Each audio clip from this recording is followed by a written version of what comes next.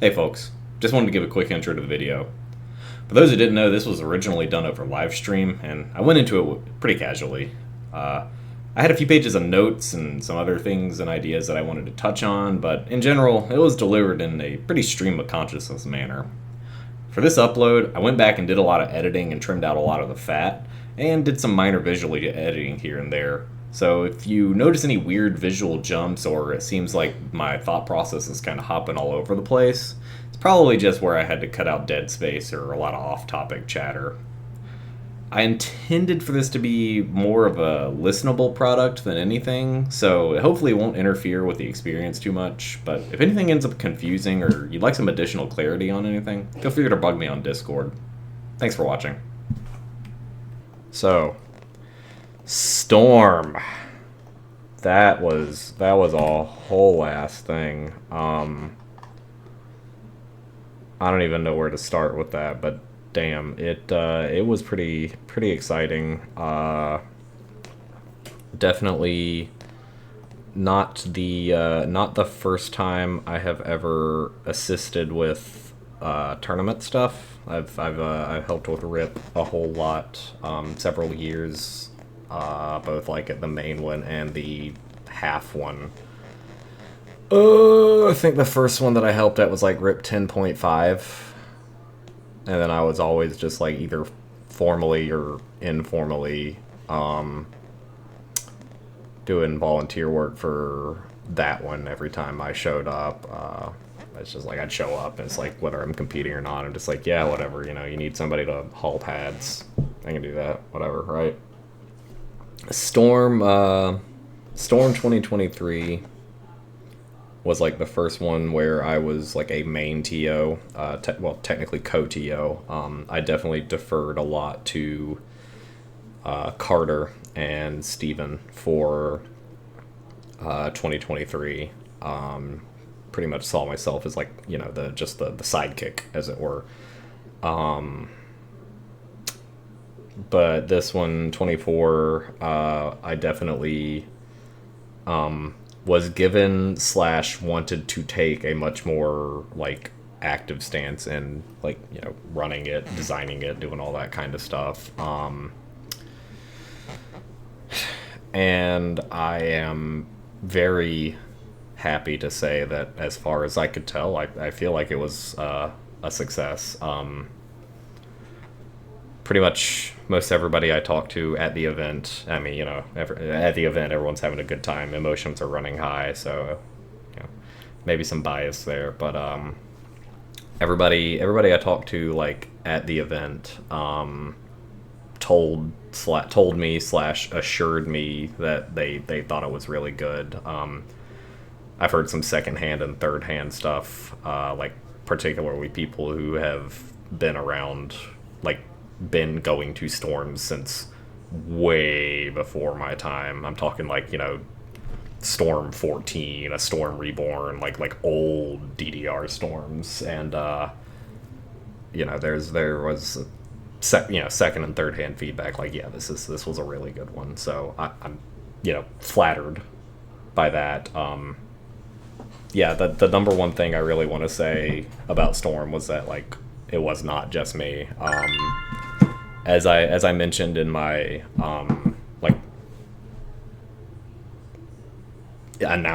awards speech before I was handing out the medals and stuff, which you could barely hear it on this stream. I went back and watched the VOD. The big thing for me was that like Steven, Carter, Sujit, Javeli, obviously, I had a lot of backup. I had a lot of help. I had Save Point. Like those guys are awesome. Like they were very very good arcade machine techs. They're very skilled. It was good. I'm happy that I was able to drive something that was so successful. But the number one thing is definitely like it was a group effort. You know what I mean? But yeah, I'm not even sure where I want to begin. If folks want to like throw questions out, I can address them. But I guess like my mindset going into this, when I was first starting to, look at this as like, okay, this is something I need to put together to drive and create a good event. Like the primary thing I thought was like, all right, what do people want out of their ITG events? And obviously that's a very open-ended question. I knew, from my own experience and from talking to other people people who have been longtime competitors, longtime spectators, all sorts, just the thing that stuck out to me was like, yes, people want to, like, the competition is an important aspect of it. People love the competition. They want to be tested. But like the number one thing was like, at the end of the day, people want to come out and play ITG with their friends. They want to see who's the best and all that, but like they need to want to come out to play ITG. So I was like, all right, well, why would somebody want to play ITG? Well, they think it's fun. Okay, there's goal number one. Like my primary goal for the entire event, like number one was build an event, whatever knobs I was able to turn, things like that. Build an event that creates fun, number one, fun, exciting, and meaningful, like, head-to-head matches. So that was my number one thing. Like, I didn't want anybody to come up to my card draw or walk up to the pads and be like, damn, this is gonna suck. Like, this, like, it's just not gonna be enjoyable. Like, yeah, okay, you're allowed to not like certain charts, or like, oh man, I'm gonna get washed by this guy, there's no way I'm gonna beat him. But like, I still wanted them to come up and be like, all right, cool, this is gonna be a good time. Let's play some ITG, it's gonna be fun. But yeah, it's like, I don't know, because especially in the past when I was like doing volunteer work, and I very inexperienced with like tournament stuff. I was just like, I didn't have, I had a lot of different ideas of what would make a good tournament. And I feel like the number one thing that at the time when I was still learning was like neglecting was like, at the end of the day, like, people have got to want to come out and play in your event. And if there is something in your event, whether it's, the rule set, the equipment, which, sometimes you don't really have a big say in. Yeah, like, people just, I wanted them to come out and play. Especially because, like, ITL 2024 ITL 2024 had just wrapped up, and that one went really well. Like, there was, there's some things that people wanted to feedback, improvements, suggestions, things like that. But like, for the most part, like, people really enjoyed ITL 2024. I really enjoyed ITL 2024. Like, RIP was good, all that kind of stuff. Like, there's that momentum, and that momentum in like the ITG community, like the competitive scene primarily, but like the ITG community in general, that momentum has kind of been missing for a few years. Obviously, COVID shutting everything down for a few years was a big deal. But there's just like the number of tournaments that are being run, particularly like big major tournaments. It's just not as much as it used to be. And when I say used to be, I mean like way back, like before I was even playing the game, because like, go hit the Wayback Machine, like, back when the last time ITG was super duper poppin', you had Fort Rapids. That was the big one. Fort Rapids, Rocky Mount, see what else. Fort Rapids, Rocky Mount, Beast in the East, Storm, of course. Like, there were storms prior to this one. Where was I? Yeah, so like back in the day, there was a lot of things in the tournament scene that I'll tell you the cocktail in a second. There's a lot of things in the tournament scene that I don't want to say they were taken for granted, because that's not really, I don't think that's accurate, but it was more like people were fortunate enough that there was like a consistent tournament schedule, so to speak, that they had to work with. And, like Fort Rapids dying was a big one. Rocky Mount died. Well, I don't know if dying's the best term, but like Fort Rapids went away. Rocky Mount, I believe, went away. There was like that 2-year period where like there were no head-to-head tournaments, or like tech head-to-head tournaments. That was a period of like when the derogatory, ITG is all streams thing came about, because for like 2 years, like the only major event going on was East Coast Stamina. ECFA was the next big one. Bearpocalypse was another one. Anyway, there was a lot of things that,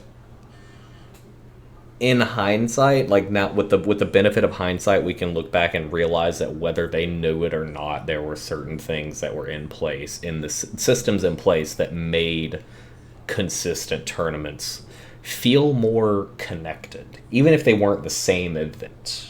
A lot of that comes down to one of the things that I like, the thing that I was definitely the most invested in, the most like spent the most of my time on with Storm was pack design. And I mean, like, I definitely, when I was putting the Storm 2023 and especially the Storm 2024 pack together, I'm sitting there telling myself like, okay, now I'm putting my money where my mouth is, because I've yapped for years about how this, that, or the other with ITG packs and tournament packs. It's like, all right, well now I gotta fucking put up or shut up. Do I really know what I'm talking about? And frankly, like I was pretty nervous about it, because I knew. Obviously, there's a hello cat. Obviously, there's a lot of other things that go into tournaments and like the tournament experience. But like the two big things, the two biggest knobs that you can turn are your pack and your rules, particularly like card draw, vetoes, protects, all that kind of stuff. Obviously, the pack, the content that you're playing, the content that you're being tested on, the content that you're expected to demonstrate sufficient mastery on, like, at any given moment. Like, all right, you got to do this. Yeah, so, like, the two big knobs that, your pack, that's how, the players themselves demonstrate their excellence. That's how they demonstrate their mastery. That's what they are coming to do, is say, essentially, like, this is what I can do at any given moment.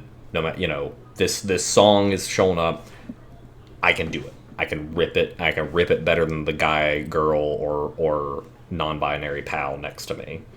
But the other thing that certainly, like, the biggest learning opportunity for me in this whole thing was like rules, card draw formats, card draw rules, things like that.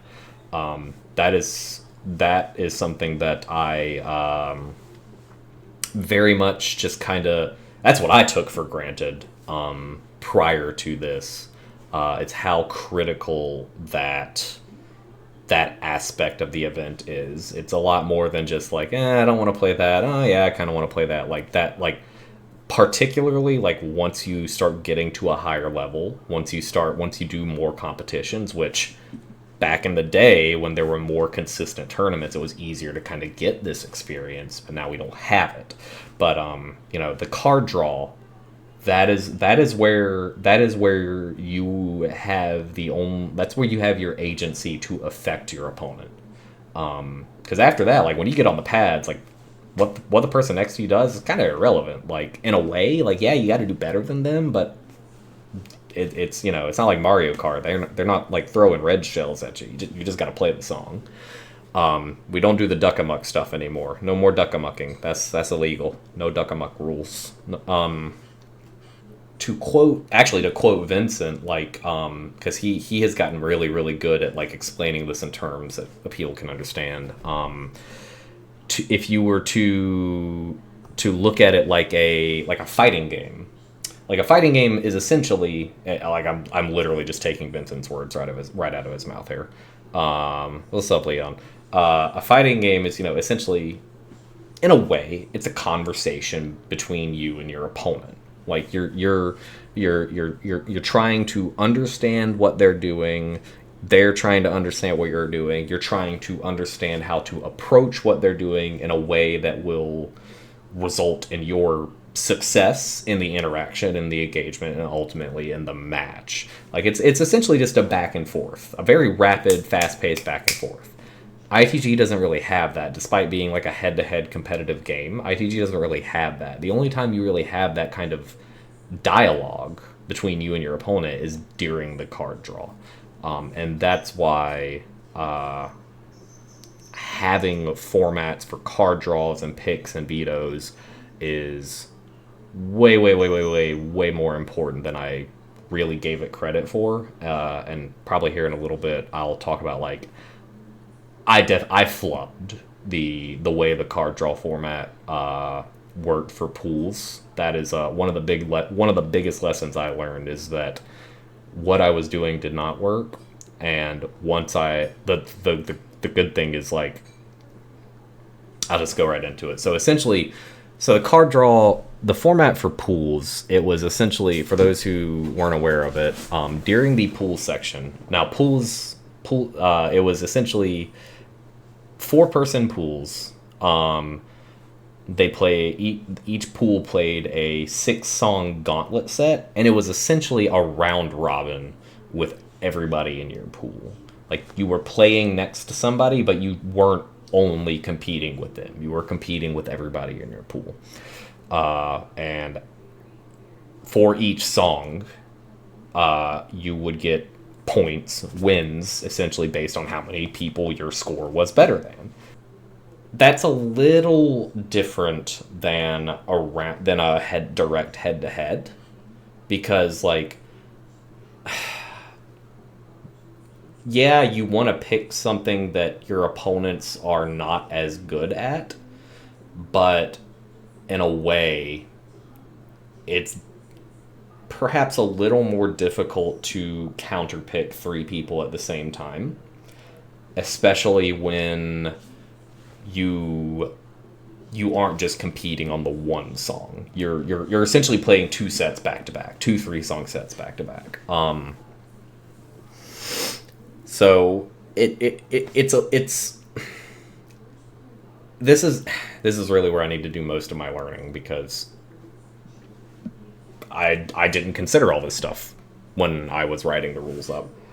So, learning opportunity there. That's like, I would say that's one thing that probably my highest priority for next year is figure out a better card draw format and, like, match determination format for pools.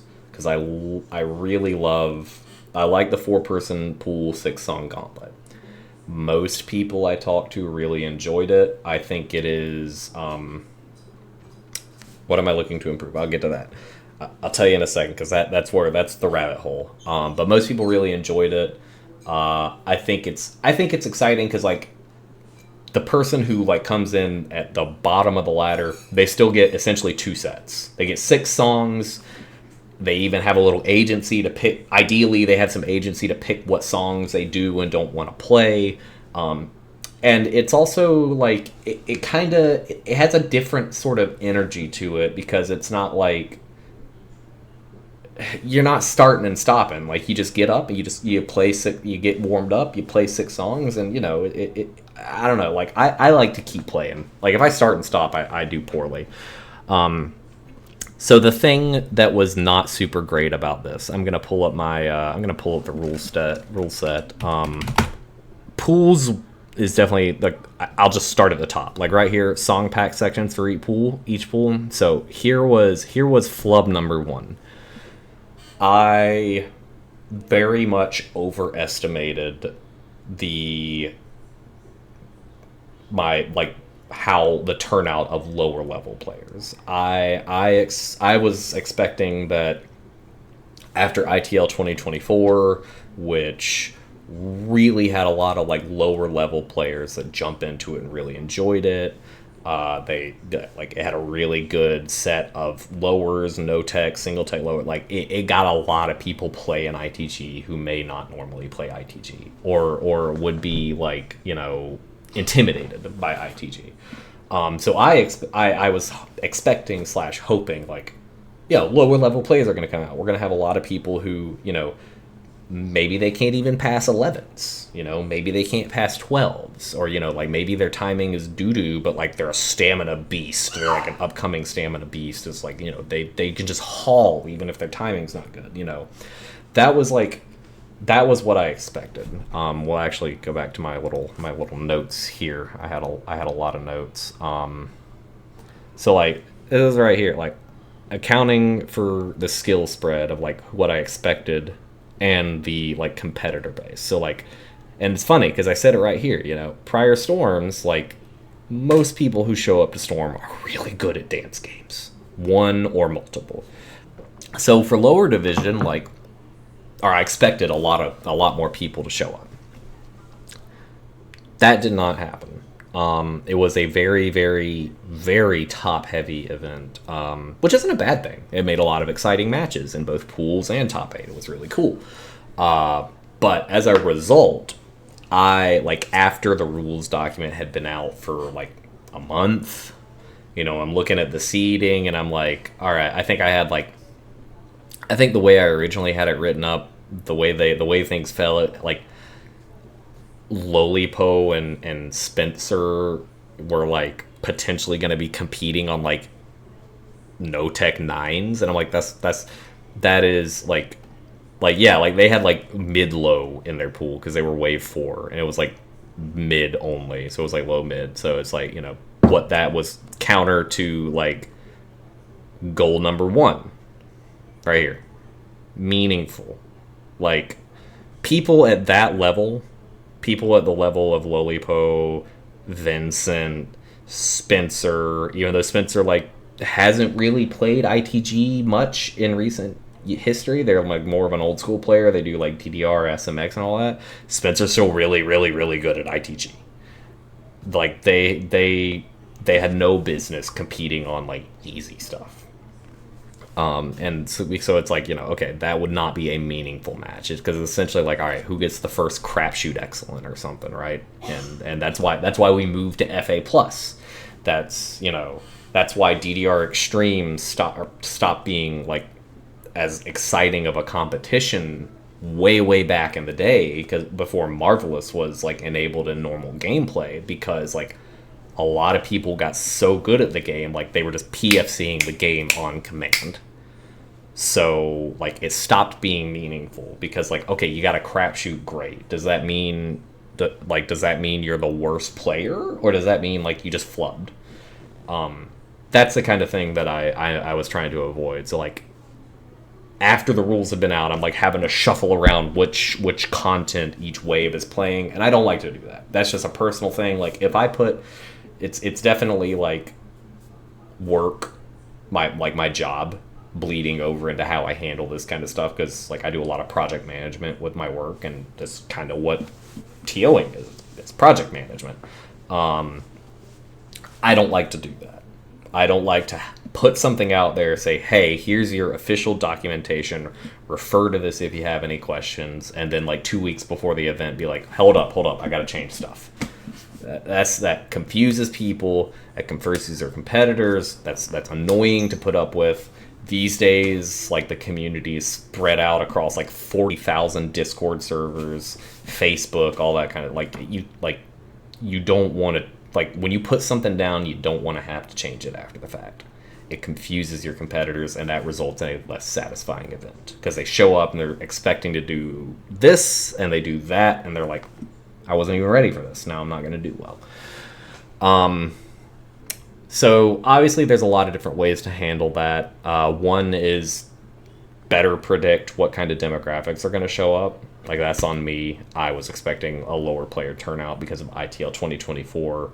I did not consider, like, the cost of getting to CEO. It's a very expensive event to attend, even if you're just, like, doing community events.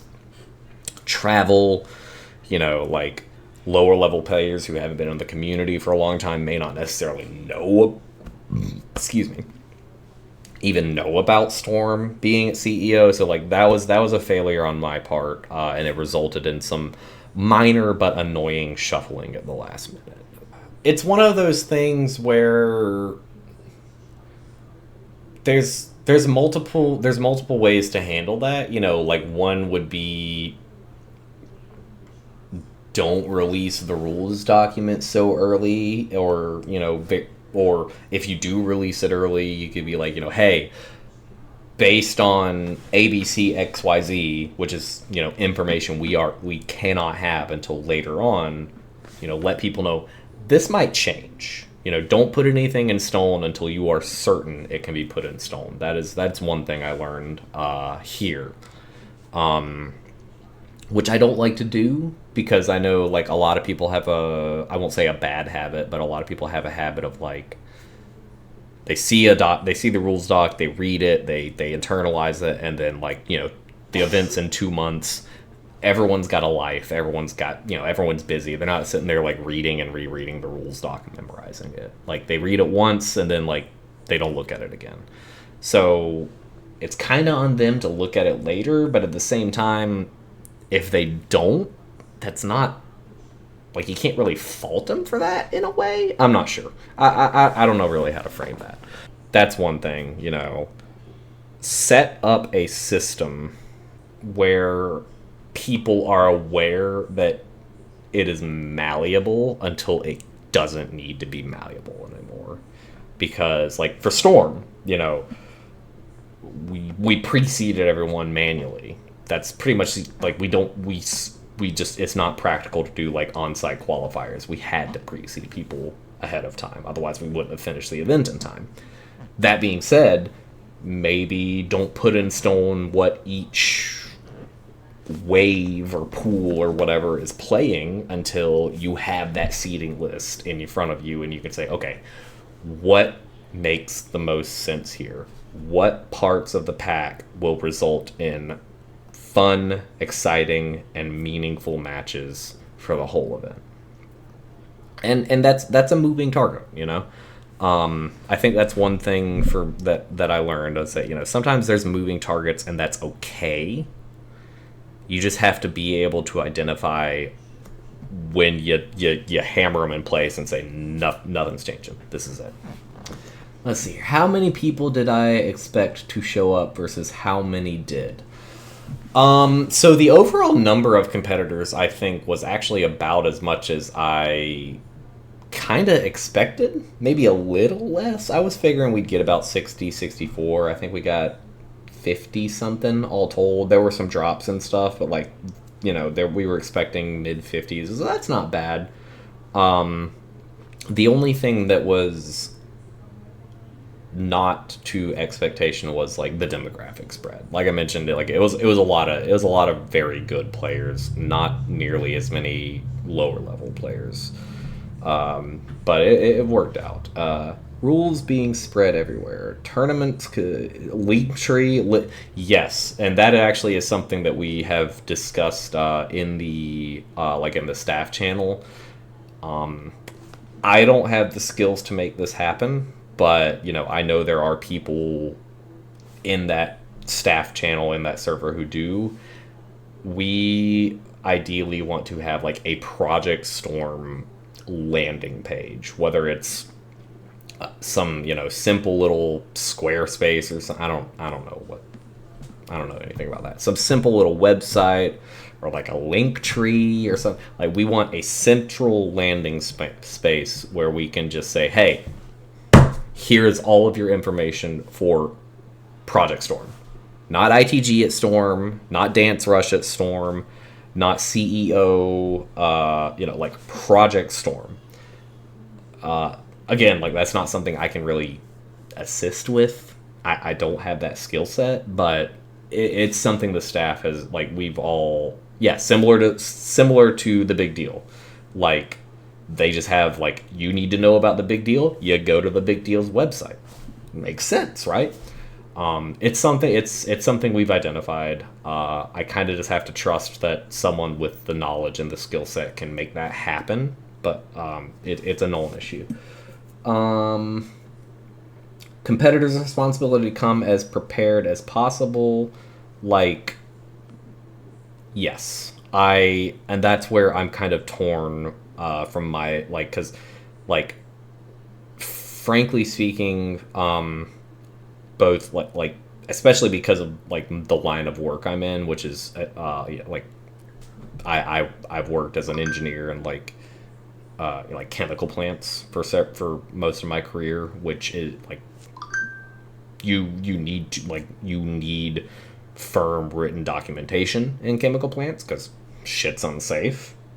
But it's also the expectation that if you put out documentation, people read it. Like, shit. Like, if you read, like, a something that is given to you, like, hey, here's your new, like, procedure for, methyl ethyl def handling that you need to know. If you sign off on it and you do something wrong, like, fuck, you can get walked out. You can get fired right there. So, like, that's kind of, that's something that, me personally, I need to learn how to adapt to, because this isn't methyl ethyl def handling. If people don't read the rules, it's not going to kill anybody. It's just going to be, like, frustrating. So that's another thing I can improve on. Changing on a whim, preview of that seating. Yes. So this is the other thing. That's one thing that I need to figure out, is, like, when to release the seating, because it's a lot easier to release the pack ahead of time. The pack's like done and dusted and released, like, well ahead of the event, because I want people to be able to practice. I want people to come into this event with a high level of mastery, and I'll get into that later because that's another topic I want to touch on. That being said, like, for seeding, for where people are going to be in the event, for where, like, who they're going to compete against, what level they're competing at, like, you don't know that until everybody is, registered, and registration's closed and no one else is coming in. So, like, that's something that, like, I kind of will just have to figure out. And that, especially with something like CEO, registration closing that's out of my hands. Obviously, that's, CEO level, CEO level, like, that's Jabali. That's Jabali level. Because even when registration closed, Jabali actually extended the registration period, I think, twice, and then even after it closed, like, we can't just say, like, oh yeah, set them down at station 8. We don't have station 8. We got, like, 2 pads. That's what we got. And we have to make sure, we have to run an event that ends on schedule with, like, 2 pads, and if one of the pads, like, needs to get modded halfway through the event, like, shit goes out the window. It's a whole ass thing. What else? Okay. Yeah, so, okay. Now let's get into the juicy shit. This card draw.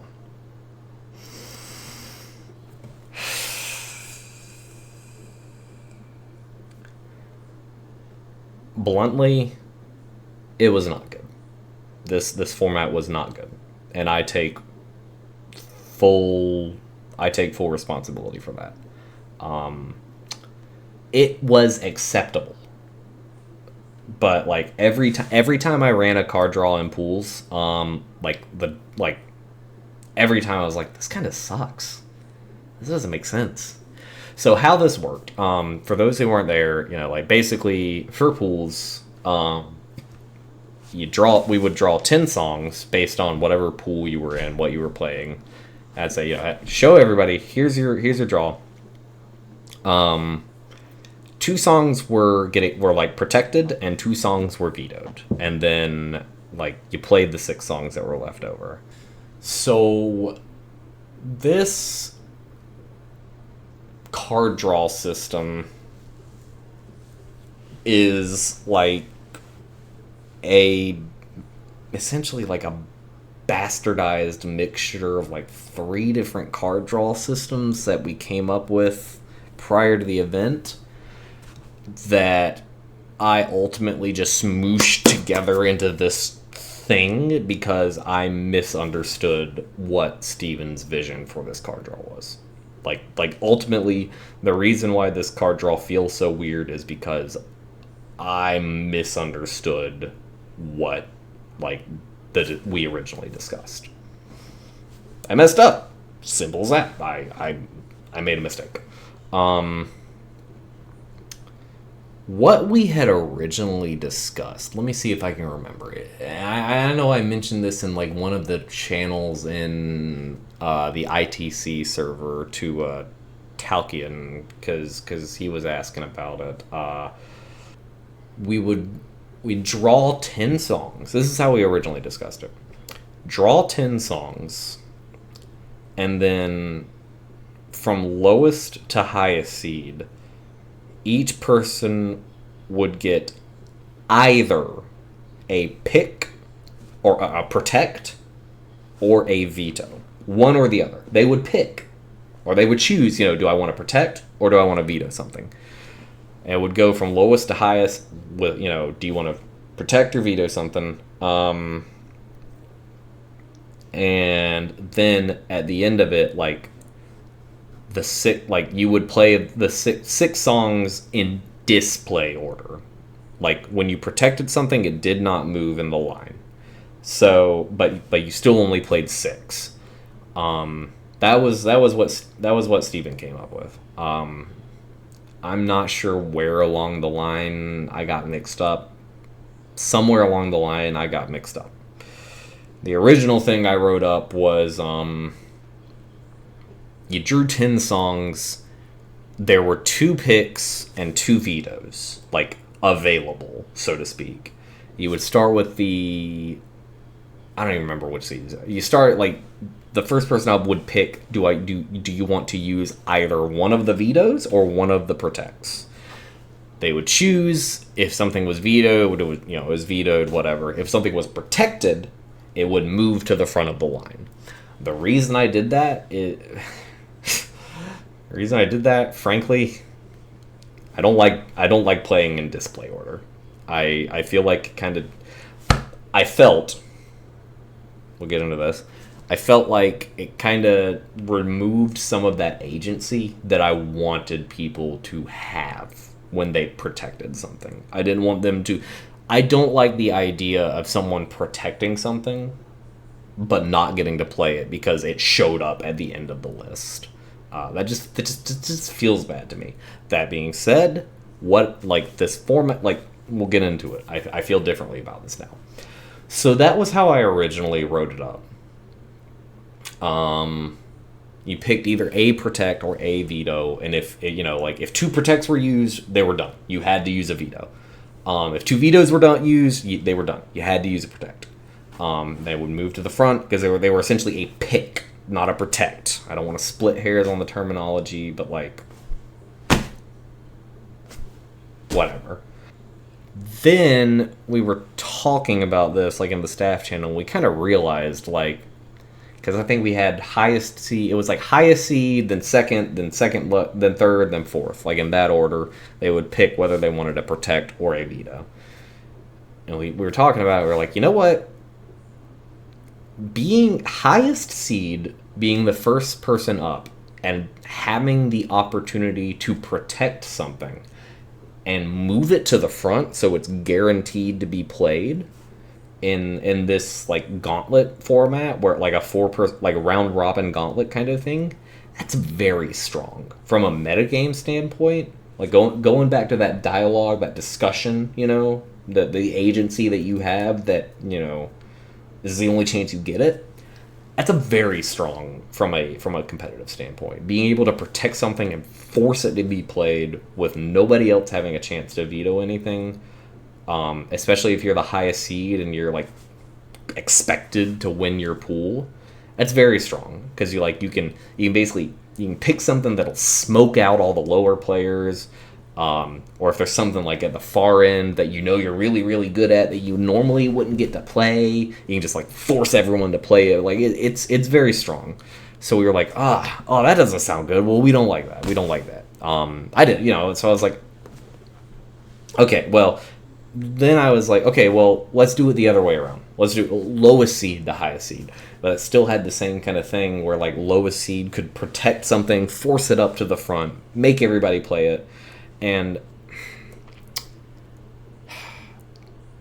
that kind of felt bad because like, yes, you want the matches to be competitive and meaningful. Yes, you want matches where like not everything is necessarily a guaranteed outcome, but at the same time, like in pools prior to top 8, you kind of want your matches to kind of play out as you expect them. In a situation where, again, someone can walk up, force something to the front, protect it, and say, we're playing this no matter what. I'm really good at it. Fuck you. Like, that's going to throw the seeding, like, that's going to result in matches, that's going to create matches where the results are very atypical and maybe not necessarily indicative of who's actually the better player overall.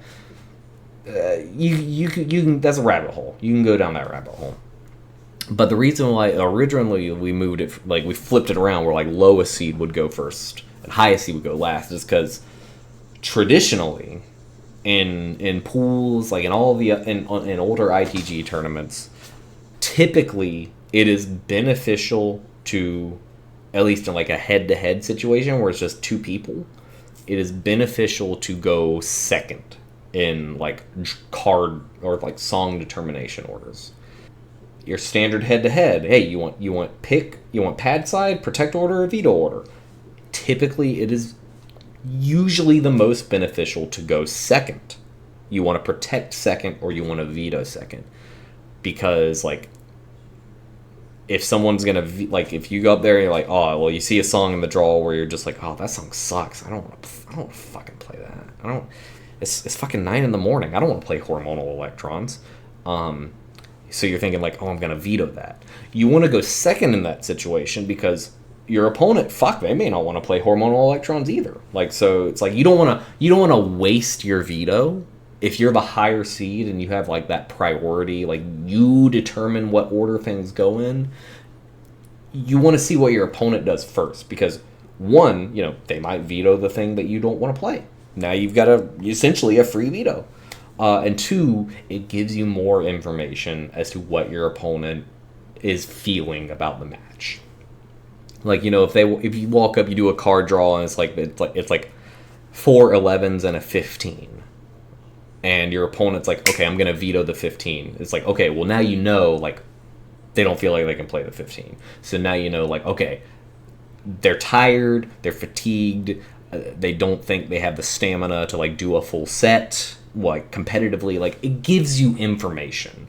A lot of, like, especially inexperienced people, even me, like, for years I was in this position, I didn't realize how much information you got from seeing what your opponent did or didn't want to play before the set.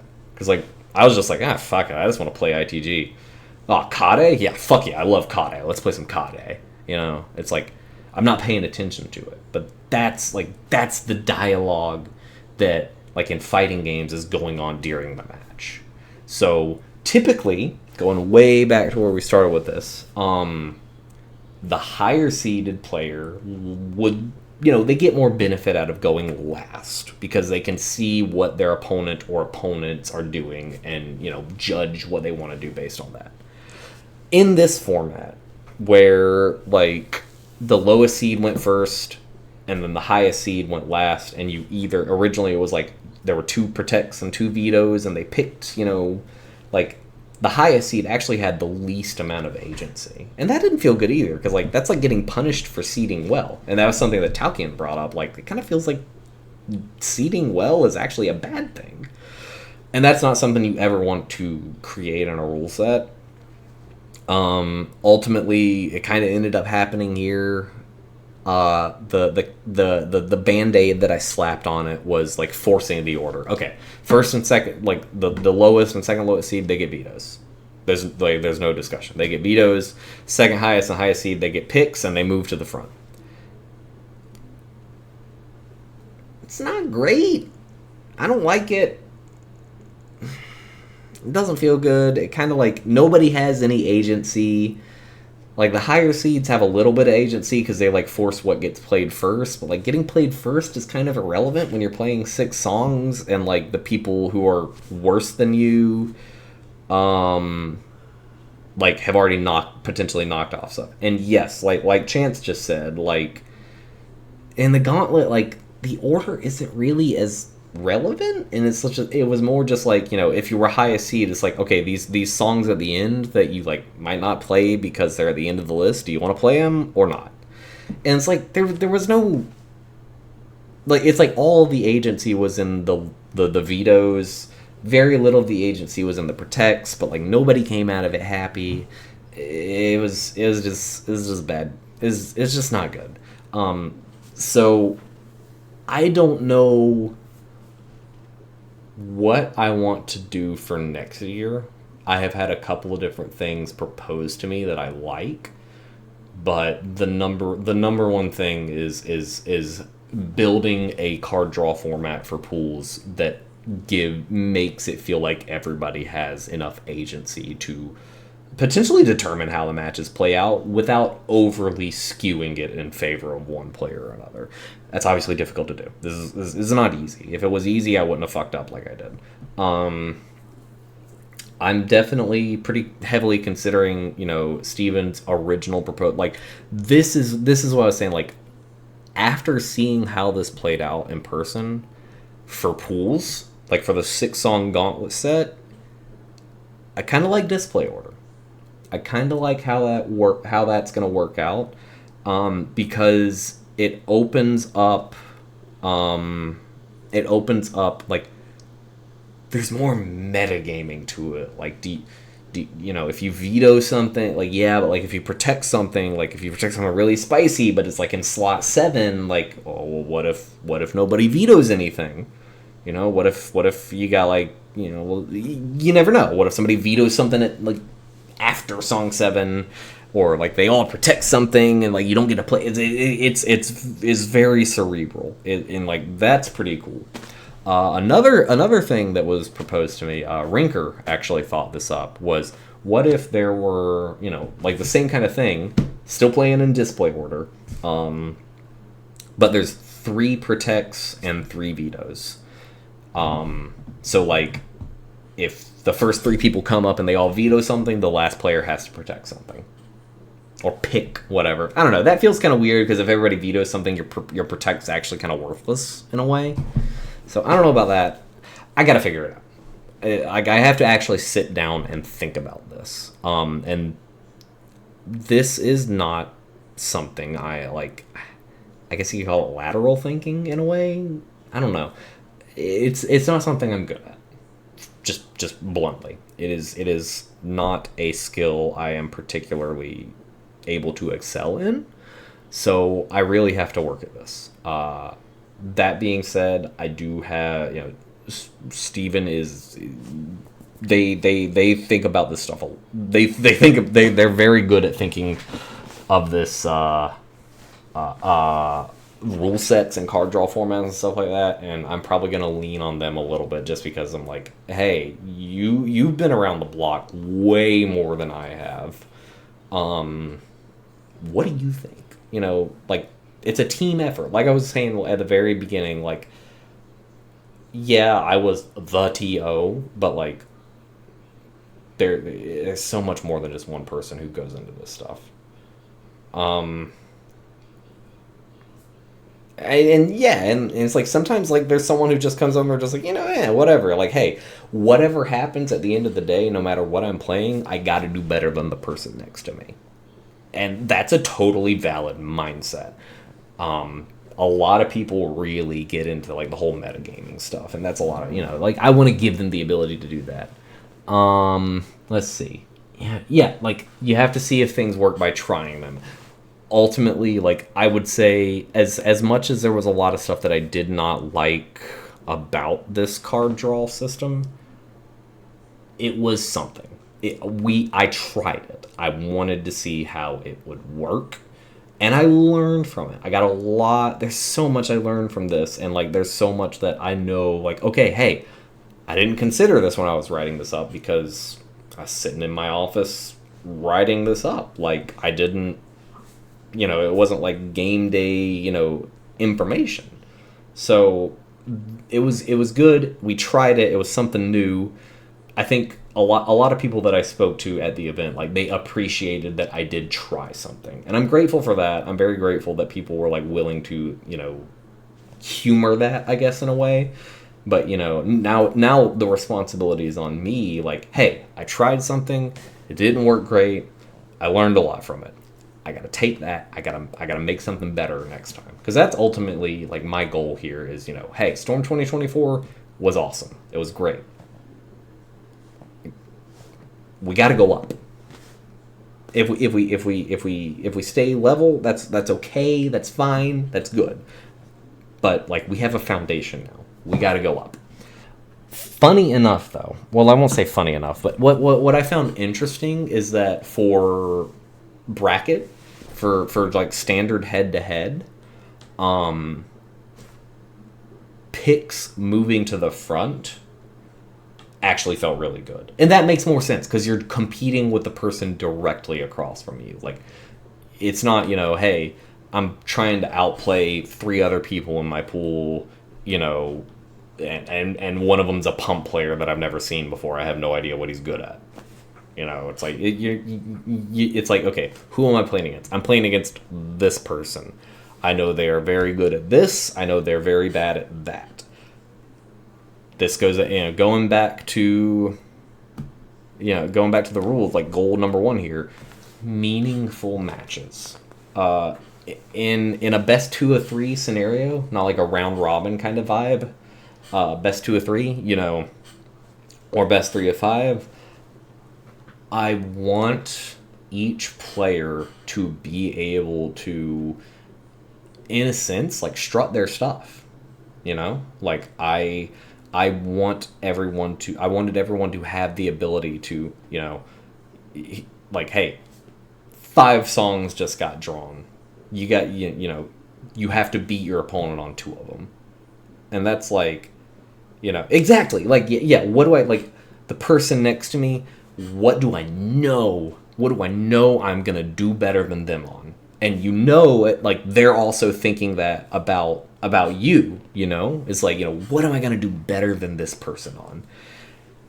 I don't want to rob someone of that potential to put on an exciting match and like, really, like, everyone show what they can do, just because something showed up in slot 5 as opposed to slot 2. So, like, for bracket, like, picks, protects moving to the front, love that. I love that. I love giving that's what I was going for with the pools thing. Like, I wanted people to have the agency to excel. Like, I didn't want them to say, okay, I'm looking at this, there's 5 songs in front of me. I know I'm really good at one of them, and I'm gonna suck ass on all the others, and the one that I'm really good at happened to show up on the far right side of the screen. Okay, whatever, I concede. It sucks as a player when you've made it to that point where, like, you're not trying to fight your way to the top. Like, you're already there and, like, all right, I'm trying to win this thing. I'm trying to take it home and, like, show everyone that I'm the best. I wanted to give them the ability to best do that. So for the gauntlet, for, like, the bracket, like, I really feel like that is that's the way. And I'm gonna stick with that. Like, for the most part, the top 8, I personally, as a spectator, I felt like it went extremely well. I don't want to change too much about that. There's a lot of stuff about like that I set up with Top 8 to allow that to happen. Like, what else? You know, like this 2 hour warm up period. Yeah, building that into the schedule. That's the other thing. Like, I was very fortunate that like I over allotted time for every single part of this event. You don't always have, you're not always blessed with the luxury to do that. A lot of times, like sometimes you just run up, you have X amount of hours and there's just simply no way to get done with what you got to get done with. Like you like that, you got to use all of it. That, you know, and that like that's a factor of like the rule, like the rule format. That's a factor of, you know, how many people show up. That's a factor of how much, you know, how many, you know, tournament level setups you have. Like, that's a very hard thing to account for, and that is why I like intentionally over allotted. Like, I think for each pool, like I allotted like 2 hours to run a 6-song gauntlet. I felt like I was giving too much time there. I was giving way too much time with that. But I don't really want to cut it down unless like the next storm shows up and like the next storm rolls around, like twice as many people show up. That's gonna be hard to deal with. Because at that point, like, you got that many people, you have to decide, okay, what do we do here? Do we shorten our amount of time and potentially risk, like, you know, if something goes wrong, like we start running behind schedule? Because once you run a little bit behind schedule, you start running really behind schedule. It piles up. Or is like, okay, do we like make pools where like rather than advancing 2 people, we only advance 1? You know, like it gets challenging. And I was very, very lucky to have 2 really good tournament level setups from Max McCauley, Baraka, and Save Point to run pools on. Like with only one pad or one setup, it simply would have been infeasible. But that being said, like, I wouldn't even say, like, I don't even want to say, like, I don't even want to come across like I'm bragging about it, because really I'm not. It's just a fact of the matter. Like, I gave myself way more time to work with, gave everyone way more time to work with than I needed. But I don't really know how much I want to slice off of that because it ran well. Like, I think I allotted 2 hours for each pool, and I think most of them finished between 45 and 75 minutes. 45 and, like, most of them we were done within an hour. But, like, that doesn't make me want to run them more rapidly, because having that break between pools, like, as a TO, as a spectator, as people who might be in multiple events, like, that was actually incredible. Just a second to breathe. It made it so much easier to get through the day. And then there was one time, like, there was one pool where, like, there was a major pad fuck up in one of the pools, and, like, it was just out of commission for like 30 minutes while we fixed it, because there was like a stripped screw. It's my fault. Figure that out. There's a lot of shit that was my fault. And I was able to just be like, all right, so just play on the other setup, and we still got done in like an hour and 30 minutes, and, like, you know, like, that was awesome. But it's only possible, you know, because we had good setups, we allotted a lot of time, we had good communication. Like, it was a dicey situation. I was stressed out. It worked out in the end. It's not something I really want to risk repeating by reducing the amount of time that I allot for each pool. So ultimately the decision comes down to, you know, like, do we advance fewer players out of the pool, which might result in a less satisfying event for players, because it's harder to play more, which you want to do. Do I, you know, it's challenging. But for bracket, yes, good. Like, this, the warm-ups, like, so this is actually kind of a good segue to eventually start talking about the pack. because that's where a lot of my interest is. That's where, like, again, I spend a lot of my time designing the pack. I really wanted it to be good.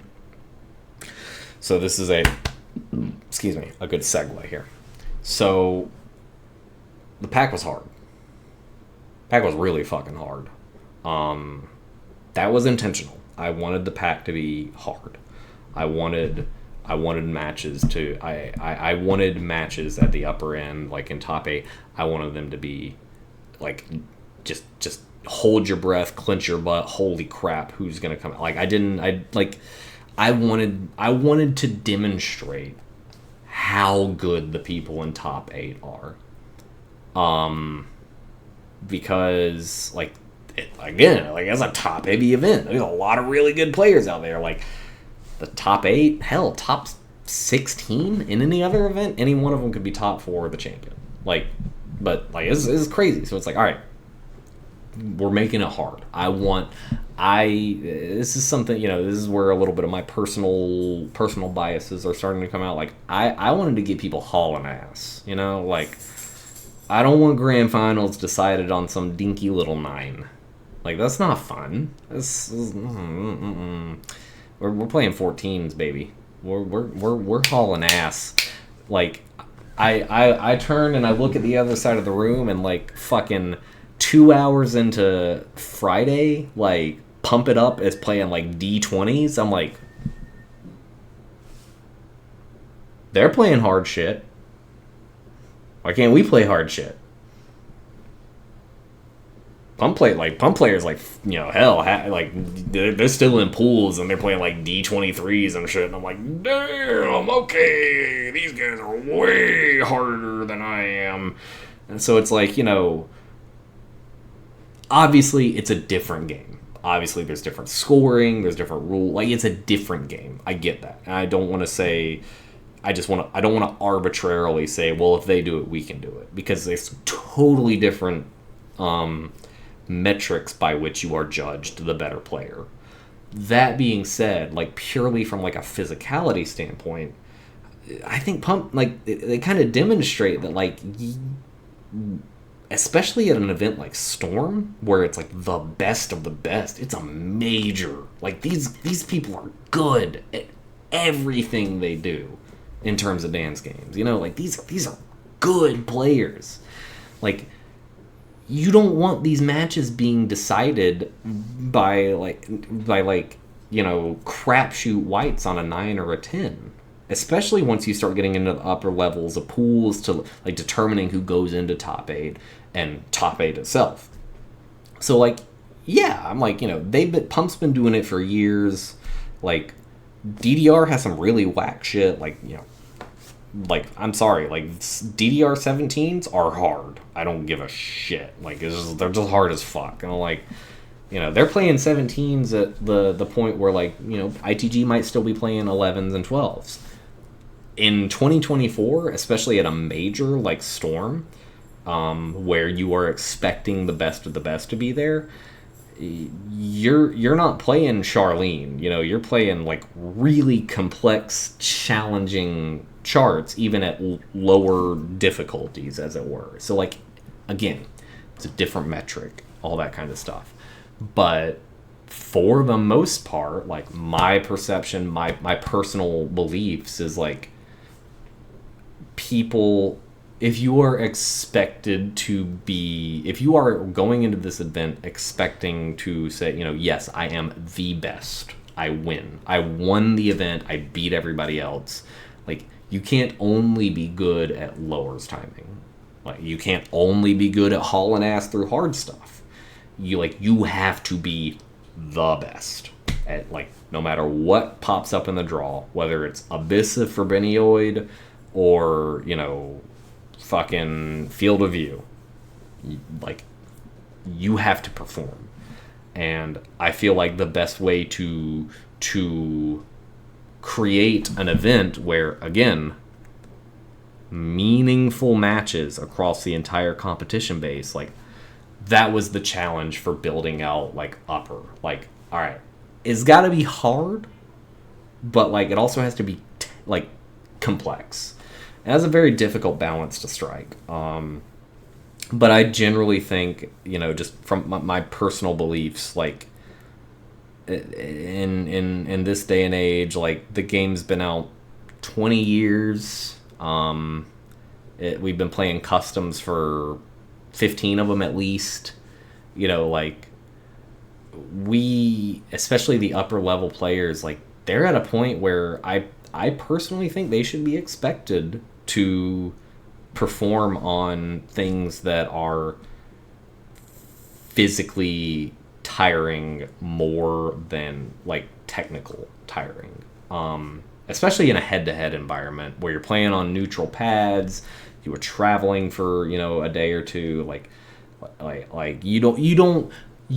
did not want grand finals determined by like someone flubs a gimmick section on a chart they haven't seen before. Like I wanted grand finals determined by shit like fucking clairvoyance, like ass hauling, like and my precedence for that my precedence for that is pump it up. They've been doing this shit for years. I've never heard anybody complain about it. Like hell, you're expected to. Back in the day, Fort Rapids, up until Fort Rapids 7, and this is a whole ass cover set. This is actually, I was going to make a video about this, but the scope got too big, and I didn't even know where to begin with it. But like, early Fort Rapids, Rocky Mount, Storm, up until Storm 2016, like, the pack had Blust of Wind and fucking, 12 frags.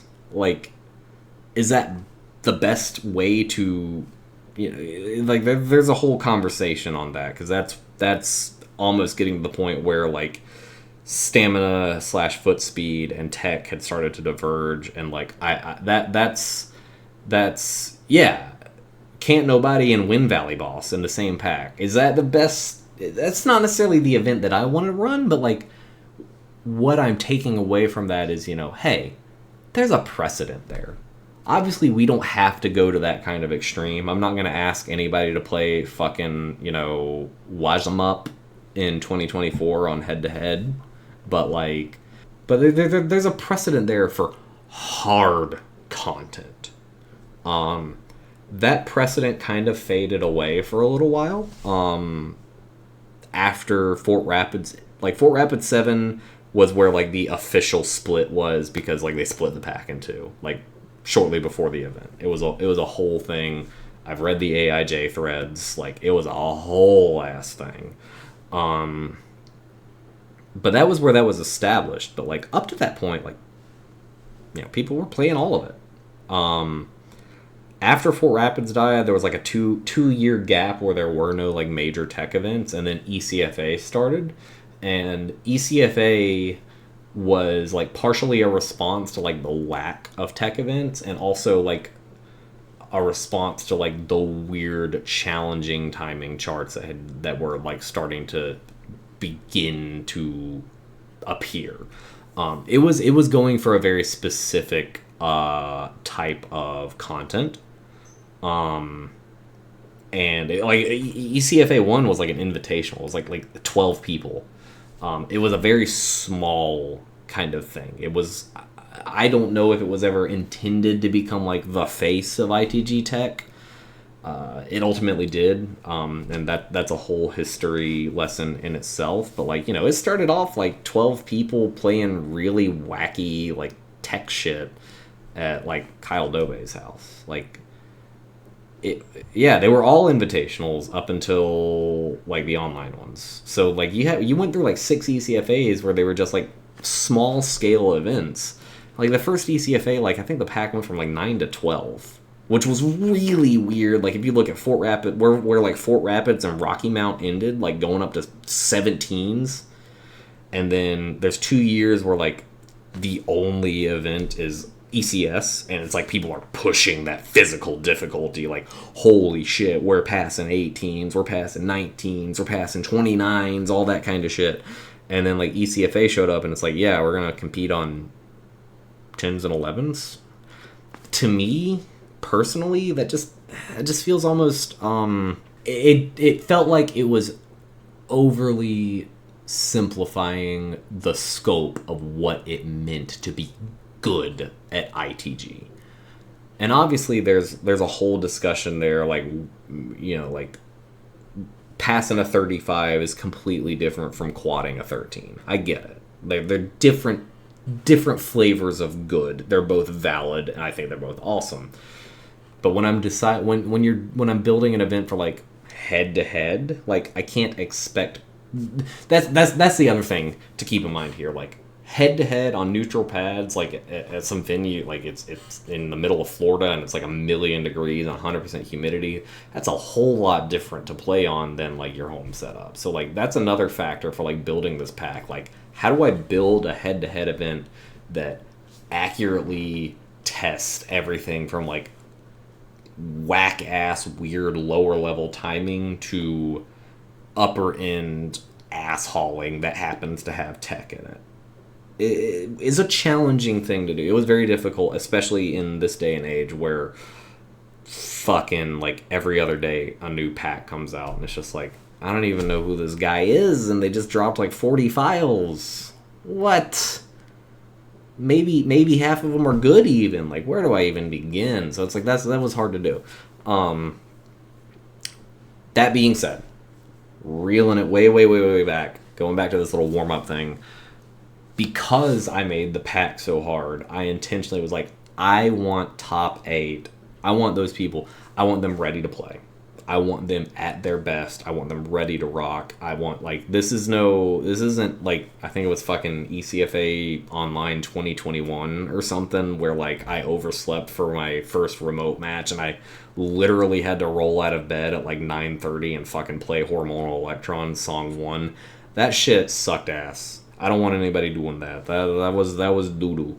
So I was like, all right, 2 hours ahead of bracket, like, I'm throwing everybody off the pads. You're not allowed to touch them unless you're a top 8 player. Because I wanted everyone to come in there and be at their best to put on some damn good matches. And I feel like they did. I felt like it was pretty exciting. I feel like that was actually a very good part of top 8. Like, basically, like, there was a lot of stuff that I kind of flubbed a little bit and can improve in pools. Generally, I'm very happy with how top 8 played out. It was very exciting. That being said, so this kind of segues into the meat, like where I personally feel like I excel in a way, which was the building the pack for the event. And this, oh man, okay, pack design. All right, so we went through, the card draw form, the match formats, all the stuff that I learned there. Now we're getting into the stuff that maybe I feel like more people are interested in a way, because like it's where people non-competitors are like able to relate a little bit, because it's like it's content. This is content that not just the players are playing, but like the competitors are playing, but like everybody's playing. So like in a way, this is where the engagement with the community is, and this is a whole thing. I'm not very good at community. There's a reason why like 3 or 4 different times over my ITG career I've had like massive melties and like gone completely black on social media and just like taken like a year off. It's because I'm bad at people. I'm really bad at people.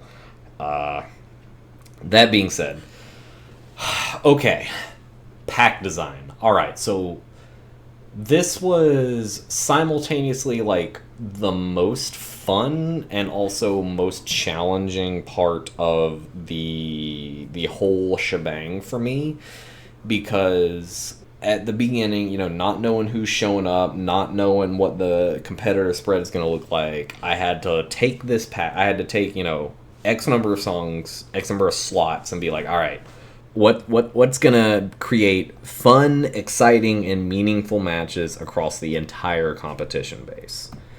And this is where the secondary goal comes in, ensuring participants can feel like they actually know what they're doing coming to the event, so they can put on a good show, they can play their best, and they can determine who really is the best player there.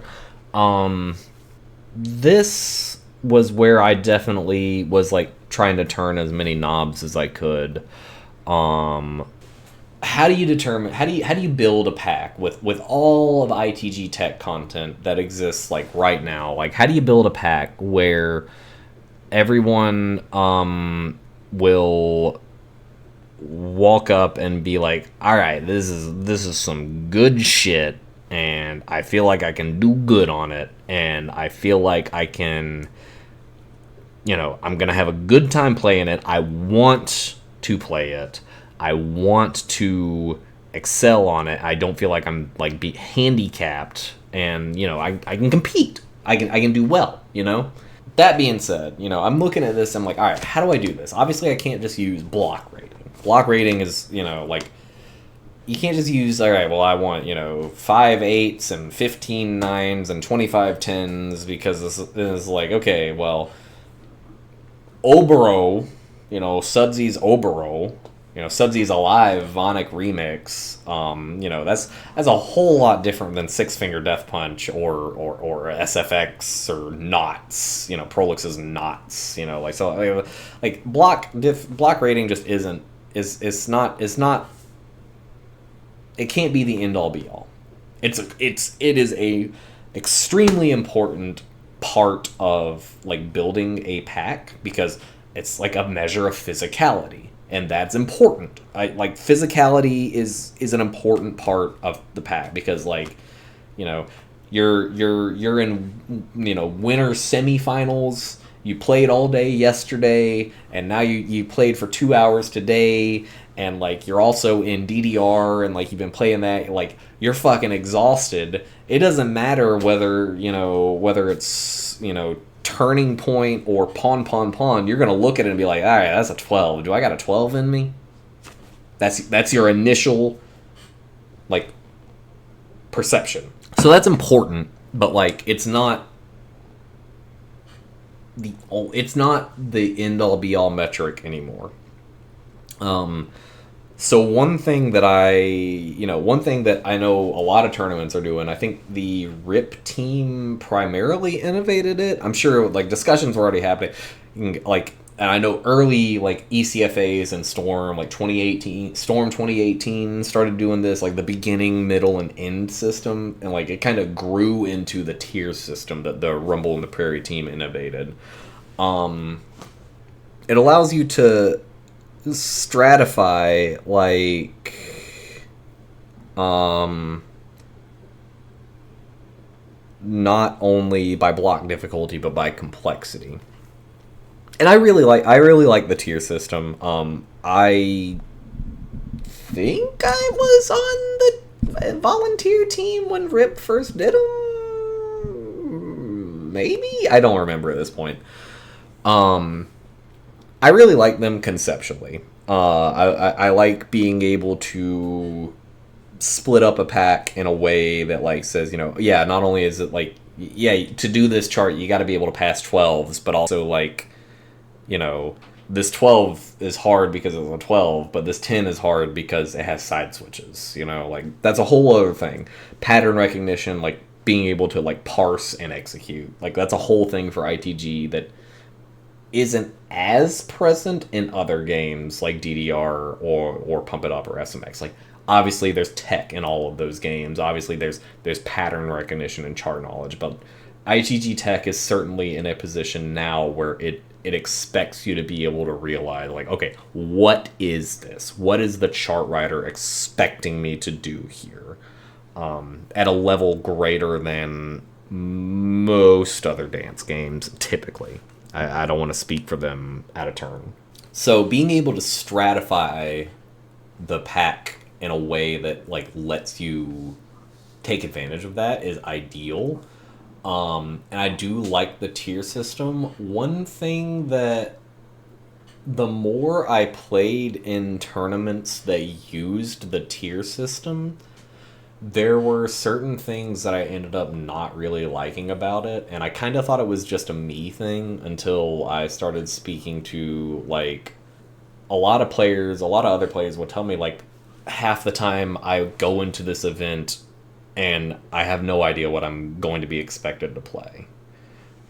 It's too granular, like, because it's like, oh, you're playing 3 4 5, but it's like you're seated there, and then you get there, and like maybe there was a drop, or like you got seated higher or lower than you expected. It's like, okay, well now you're playing tiers 4 5 and 6, and you're like, what does that even mean?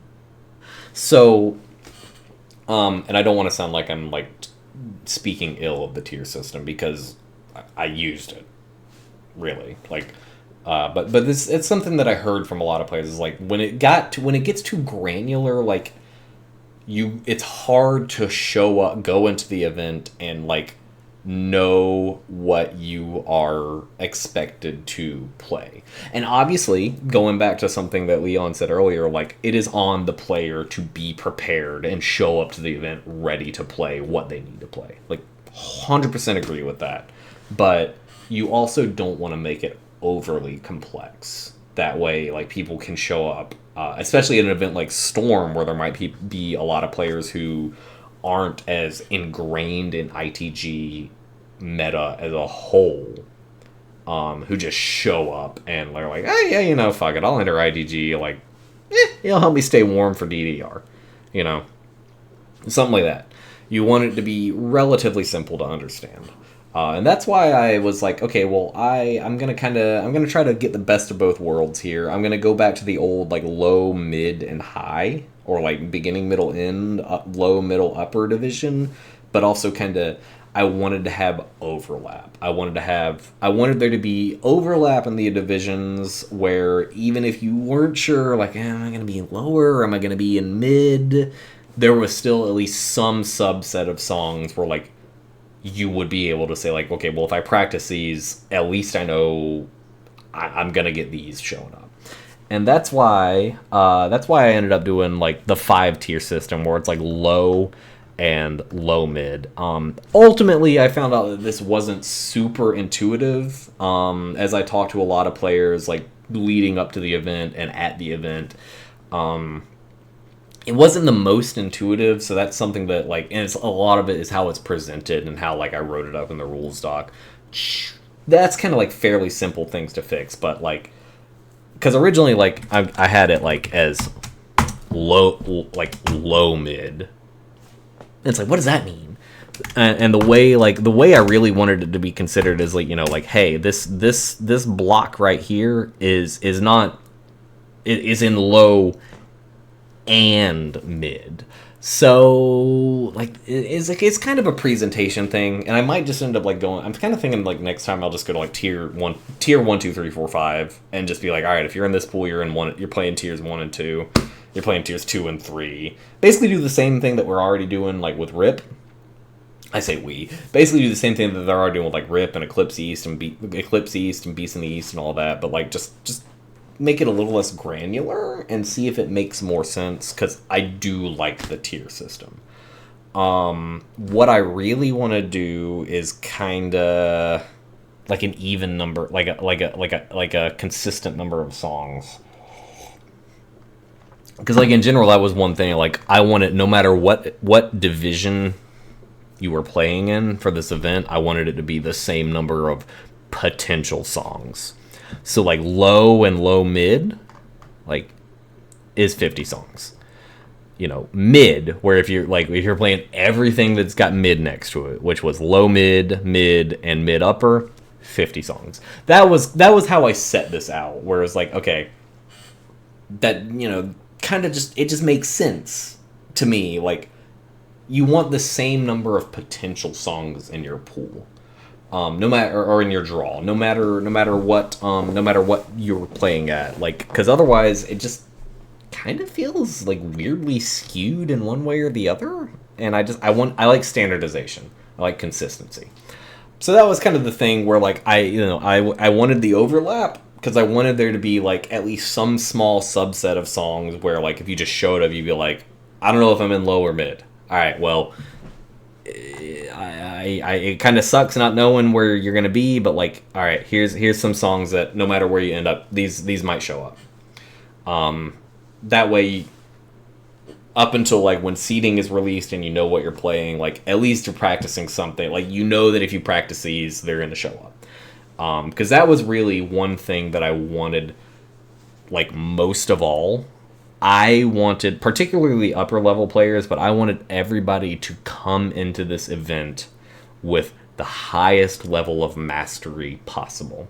I didn't want there to be, I wanted to mitigate and reduce like the number of like chart knowledge flubs. I wanted to minimize the number of, I didn't know which division I was going to be in, that kind of stuff. Because yes, that's part of a competitive event, especially like with DDR, with Dance Dance Revolution.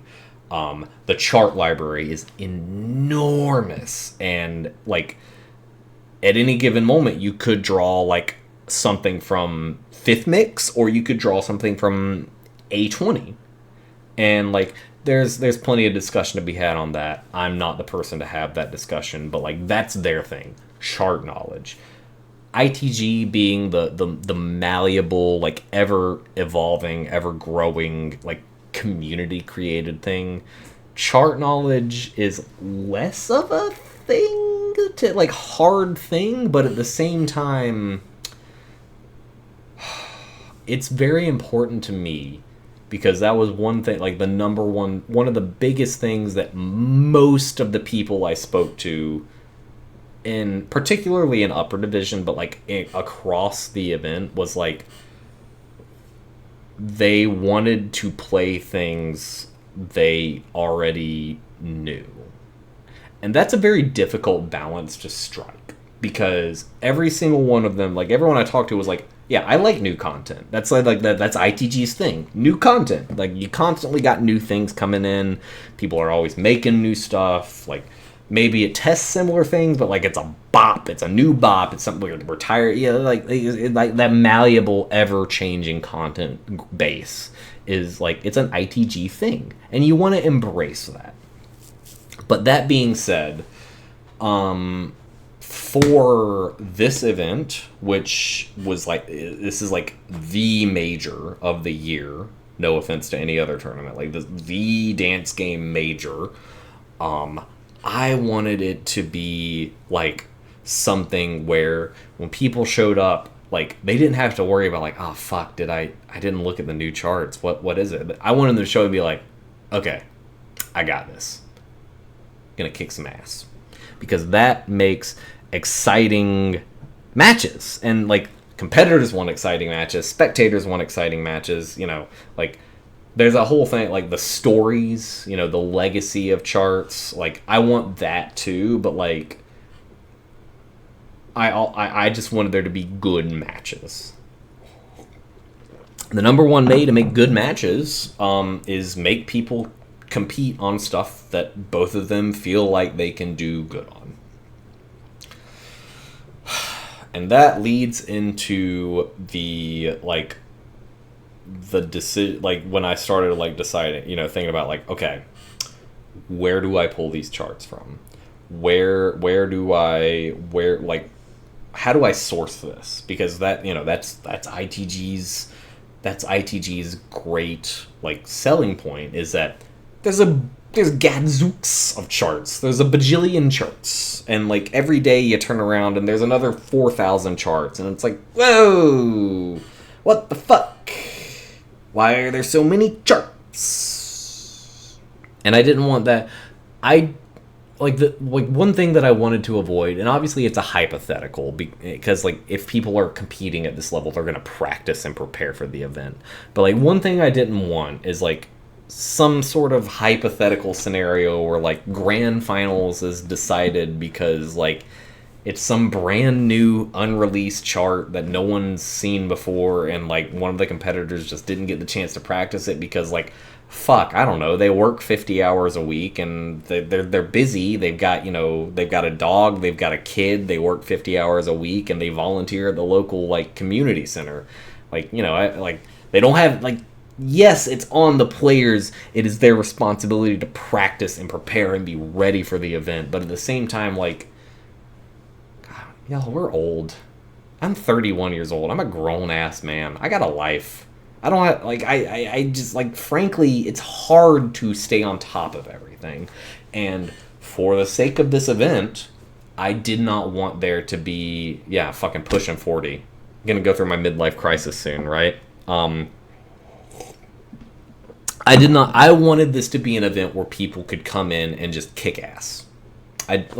Yes, that, again, that is an ITG thing where, like, the new content comes in, you gotta be prepared for it. Like, it rewards people who engage with the game and the community, and that's the beauty of ITG. It rewards you for, like, being engaged with it. But for this event, I didn't want to focus on that. I wanted to focus on, hey, these are the best of the best, and I'm gonna show you. They're gonna show you, and it's my job to give them a pack that lets them do that. So, that's why, like, when I was starting to put the pack together, like, kind of figuring out, like, how many songs need to be in each tier and all that, like, the number one, like, the first thing, like, my hard line was, like, nothing in this pack is going to be something that hasn't appeared before. Everything in this pack is going to be something that you are expected to have seen before. I am extremely fortunate that we are living in a time where we have an event that runs yearly, which not only, like, allows, like, a great amount of community charts to be used and showcased, but, like, it encourages people to play and compete. ITL, holy shit, right? Like, it's awesome. And see, like, this is a thing where, like, in the past, going way, way back to an earlier thing I touched on, like, the consistent event schedule made it easier to, like, you would have consistent charts from each event. You got Rocky Mountain and Storm, and then, Fort Rapids, and like you could kind of gently cycle out charts in and out, and, like, introduce new things without, like, gutting the content base. So, like, people would be like, I don't know any of these things. Like, fuck, I don't want to play any of this stuff. We have been without that as a community for a long time. ECFA was the last big thing, like ECFA and RIP, kind of bouncing off each other, but, like, obviously that kind of COVID threw a lot of that for a loop. I just decided, like, hey, we have the chance to, and I'm not, like, I feel uncomfortable saying this because, like, I don't want people. We're gonna sidebar real quick. One big thing about, like, stamina, ITG stamina, right now is that there is a sort of a rueful joke in that, like, stamina does not have pack releases anymore. Like, people don't pay attention to pack releases in stamina. And this is, obviously facetious in a way, but, like, the reason for that is because, like, there's stamina RPG. And that's, like, the big thing. Everyone plays stamina RPG, and that leads into ECS, one of the mainline ones, or one of the half ones, the 0.5s. And it's like I guess you could say, unfortunate reality is that there is a fairly substantial portion of the player base that, like, they only play out of RPG. Or they only play out of ECS. So it's like they aren't paying attention to pack releases because, like, the only thing they care about is it an RPG? Am I getting XP for it? I conceptually, and this is, I'm by no means am I speaking ill of anything, like, that RPG or ECS does, because stamina, like, Archive, ECS, stamina RPG, all that stuff, like, I'm telling you right now, 99% of everything that we take for granted in ITG tech, like not just ITL, but like everything, event design, pack design, all that kind of shit. Stamina did it first, and they probably did it better. If you don't, if you, the like my biggest fucking pet peeve, one of them is tech players who disrespect or dismiss ITG stamina either as a game or as a community, because Arkai and everyone who plays stamina has done so much for the game that you are taking for granted, that are normalized in the game. They did it first. They innovated it. They made it work, and we just took it because imitation is the sincerest form of flattery. And like that's my like my biggest pet peeve is people who are like, I don't stamina. Who cares about stamina? I don't want to play stamina. I just want to do tech. Stamina's stupid. It's hard. It's Ian, yeah, like fucking like. And I hate to say this because I don't want to stir up drama. I don't want to do it, but it's kind of drama. Oh, hello, kitty cat. Fort Rapids died. You want to know what still hung around? ECS. ECFA came up. ITL is, it uses groove stats. Which is Ian, this is Arkai, this is stamina. Like people who and I don't want to come across like as a dick, because like I get that, like if you don't like stamina, like that's fine. Like don't if you don't want to play something, if it's not fun to you, I get it. Like, that's fine. It's okay to like and dislike things, but like people who like dump on stamina as a game or a community, like specifically because it is stamina, that just irks me, man, because like one, like the game and the community owes so much to like the people who have been around playing stamina forever. Like the first customs were stamina. Like ITG customs exist because people wanted to play harder stuff than officials. Like that's why this game exists. It's because of stamina, man. So it's like it's okay to not like it, but like, dude, don't be an ass about it, man. Like it's chocolate and peanut butter, vanilla and strawberry. Like everyone likes a different thing, And I'm not saying like you should do this. You gotta play stamina. I think you should because it'll make you a better player. But like, just don't be an asshole about it, man. Like some people just want to stream. It's cool, dude. Some people 16. It's cool, man. I'm sorry. Like, dude, I tell you what, like. My happiest ITG accomplishment, it's none of the quads, it's none of the tech shit, is none of that. My happiest accomplishment was passing over the full arena shift from Rebuild to Sharpnel. Because I was like, fuck, I just did like 120 measures of 200 BPM. That's fucking cool. That's hard. You know what I mean? Like, it's just cool, man. Anyway, fuck, I don't even remember what I was talking about. Anyway, yeah, IDL, the content, like, so going back to this, it does bother me that, like, and obviously it's facetious, it's not the case, but, like, stamina packs don't exist anymore because people just play RPG and then ECS. I don't like that because I feel like people should be encouraged to, like, complete something. 20 files, 30 files, like a full complete package, and put it out there and say, hey, this is some stuff I worked on, and I'm happy about it. I think it's cool, and I want to share it. That being said, like, the great benefit of ITL existing, having such a good system, and thriving is that now I have, like, from my position as a pack designer for tournaments, like, I have a content pipeline.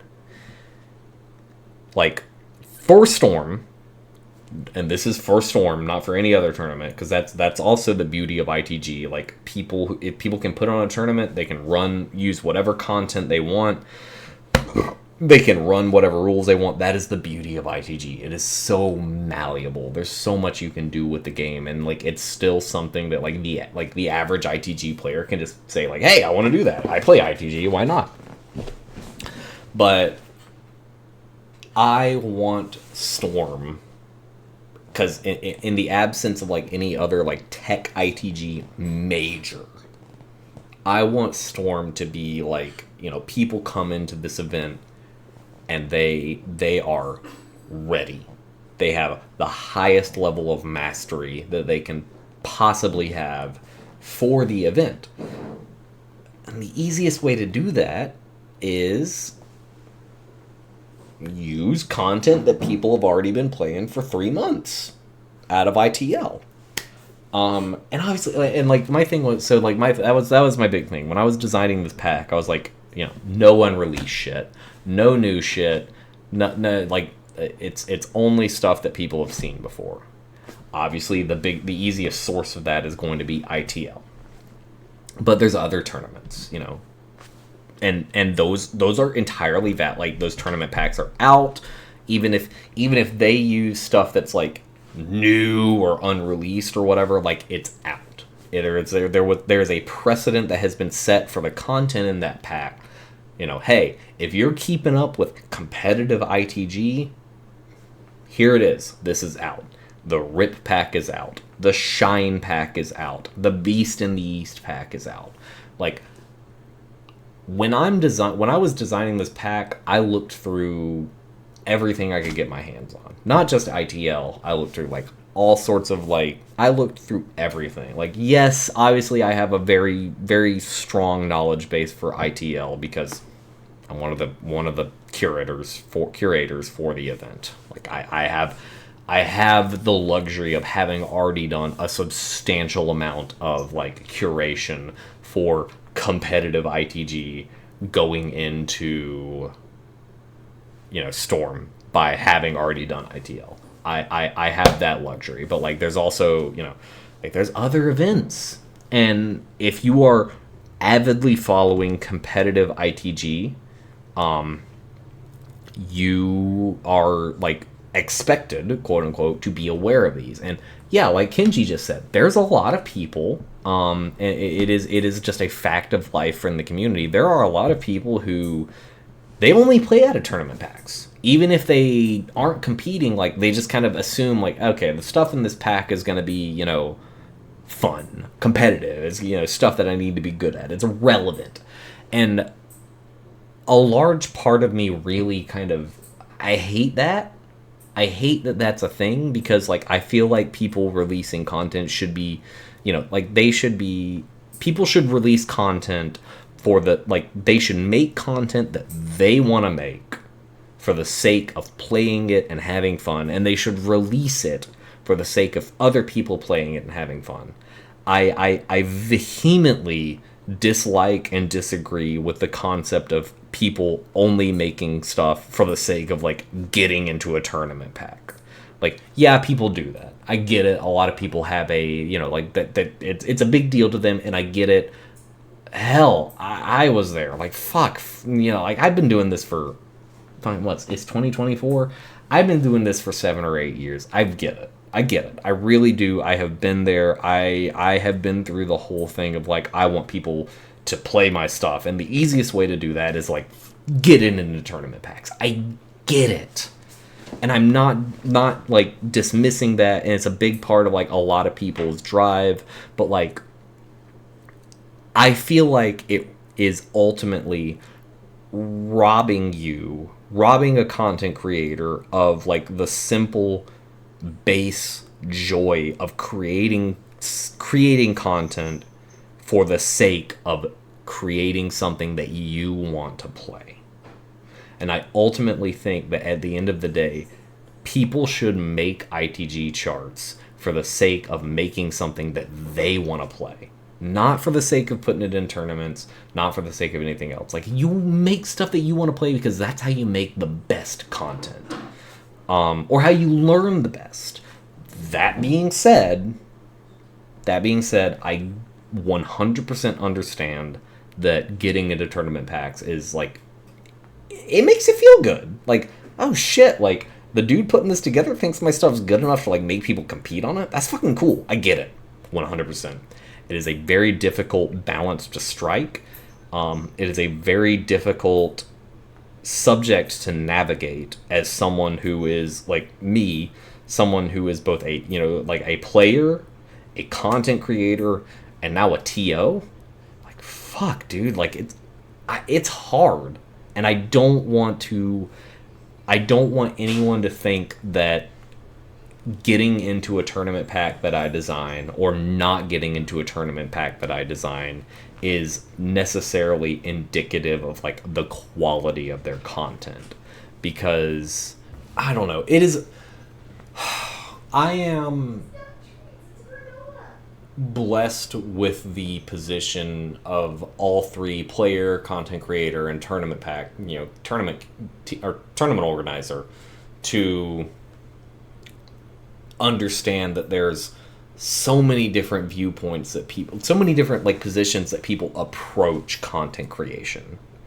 And I don't want to ever dissuade someone from like creating content, but like I urge people to do it because just for the simple joy of doing it, not because they're like trying to get into a tournament pack or something, because a tournament organizer is going to approach content, like content curation, from a completely different perspective. Like there's a lot more that goes into like building a pack than just like, you know, oh, I gotta use this person's stuff, I gotta use a new person's stuff. They're all different perspectives, and like trying to hold one part of content creation to the metrics by which another part of content creation is like used, it ultimately is going to result in someone getting upset. Because like you're going to either like beat your, like, oh, my content wasn't good enough, I didn't get in the pack, and it's like, that doesn't mean your content's not good. It means that it didn't fit the vision that the tournament organizer had for that particular event. It does not mean it's not good. It's just, there's different goals, and it's hard to learn that, because like you kind of just have to learn it. You kind of just have to like get yourself to believe it, and like that just takes time. I get it, but like ultimate, like at the end of the day, like someone designing a tournament pack has to make decisions that they believe are going to result in running the best possible tournament, and like that comes down to like the competitors, not the content creators. You know, like it's a difficult position to be in if you're someone who is trying to be empathetic, I think. Maybe I'm wrong, but going way back, so that like this all, like these are all things that I was like, you know, like running through my brain, like, you know, how do I do this when I'm building a pack? And ultimately, like the decision I made was like, is got to be about the competitors. I gotta put something together that they are going to walk into and be able to say like, all right, I can do this, I'm ready. And that is why I was like, you know, no unreleased stuff, no new stuff, no public submissions, no none of that. I was like, I have to use my position to build the best possible pack. And I was just like, you know, hey, I've got 400 charts like sitting in a pile here that people have been playing for 3 months in ITL 2024. I've got another 350 charts sitting in a pile here that people have been played for 3 months last year in ITL 2023. There's nothing wrong with like that's another thing that, yeah, I'm soapboxing a little bit here. I'm gonna admit that I'm soapboxing a little bit, but like stuff doesn't age out as quickly as you think it does, for lack of a better word. And the precedent there is like, again, I go back to the like the what came before, ECFA, Fort Rapids, like there were charts in some of those packs that lasted 2, 3, even 4 years. And like, yes, you want new content to cycle in. That's an important part of ITG as it stands, like especially now in modern times where there's so many new content creators making so much good content. But like, that's what makes good events, is charts that have that legacy. Like an example, Coconut. It's been around a little bit, at least a year, maybe 2 at this point. But like, when Coconut shows up, it's not like you don't got like people.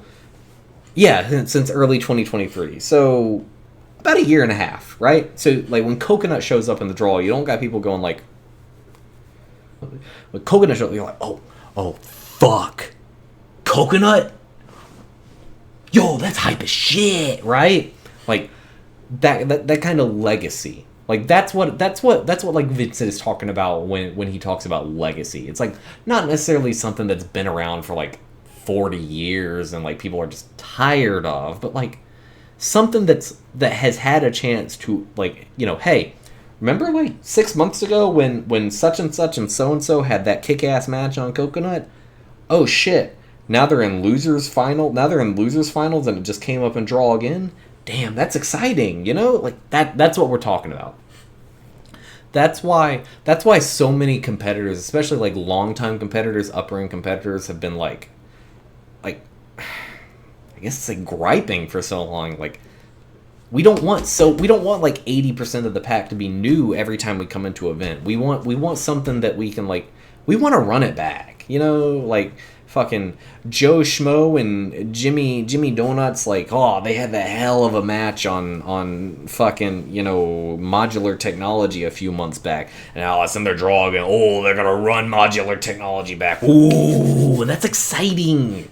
Like, because like people remember that. People who are connected with the game remember that shit. And that makes memorable matches. That makes meaningful matches. Whereas if it's like, oh well, I don't know this chart. Well, all right, sorry, fuck you. I'll take this win, buddy boy. And again, it comes down to striking that balance between like finding new content and cycling new content in, and getting new, fun, unique, innovative, like exciting new stuff in, while still allowing players to approach the event and think like, I can kick ass in this. It's a challenging thing to do. It's hard. I'm not I'm not gonna pretend it's easy. It's hard. But I definitely played it safe with this event. Especially because hey, ITL 2024 is ITL 2024 like, it's probably the best one. Like, we've had ITL running for a couple years. Like, okay, we've established it. Like, that's a good we got a good pipeline here. And now, like, Storm 2024, Storm 2023, Storm 2024, there's going to be a 2025. We're going back to Orlando at CEO. Like, we are at the genesis of a position that the ITG like community as a whole has not had for some time, and that's like multiple events through a year. Like, yes, Rip's been around. Rip's great. I love Rip. But like for a little while, it was like there was only Rip for ITG. Like there were other events, but like Rip was like the only ITG tournament. But now Talkian's running ITG at Beast in the East and the Clip East. We got Rip. Winter Groove was a thing. Storm is a thing. Now we got Shine up in Chicago. There's consistency. And that's like a lot of the concepts that I am approaching pack design with rely on event consistency, because I want Storm because it is positioned in a like in the year where it's like right after ITL, more or less. Like, it almost feels like arrogant in a way, and I hate saying it, but like, this is the season ender. This is the World Series of ITG or Tech ITG. I don't want to dismiss like other stuff. So I want this to be like, I want people competing on stuff that they already know. Like, for the most part, or at least stuff that's been out long enough for them to, if they are connected with the event, with the game, to do well on it. And that's why that's why I was just like, hey, the vast majority of my pack is going to be ITL stuff. Everything else, I'm going to fill in with like stuff from other tournaments. Like, if you look here, like Rumble in the Prairie, there's an Eclipse East somewhere. It's a lot of rip. There's Eclipse East right here with a Genwita, because that chart did not get enough of a shake. And then another thing, like, I want there to be revivals. Like, that's the other thing. Like, that's another thing where I'm like coming from is like, we have so much history in the game that people don't. I don't want to say they don't know about, but like, it's easy to forget about because there's so much new content coming out constantly. But like, every now and then, like, I want people to like remember and acknowledge, like, where we came from as a game, as a community, competitively. I don't want that to be like the vast majority of what I'm testing people on. Like, it's 2024. There's a bajillion new charts. Like, I'm not gonna fill a pack with stuff from like only 2017. Like, that just doesn't feel respectful to like the community that builds the game. You know what I mean? But like, it's kind of fun, competitor, like competitors like it when it's like, oh, hey, it's been a while since we played this one. We can run this back. Yeah, this is a fun one, like, just splashing in some old stuff. Everything else, like all my other revivals, I added because they I thought they'd be exciting. I thought they'd be fun. I thought people would be happy to see them, and they tested something that I thought needed to be tested with a slot that I had available. Turning Point, I did allow myself, like, yeah, I just fucking like Turning Point. I'm bringing it back. But everything else, like, was just like, I want people to come. I wanted everyone to come into this event with the highest level of mastery possible. And the best way to do that is use stuff they've already played.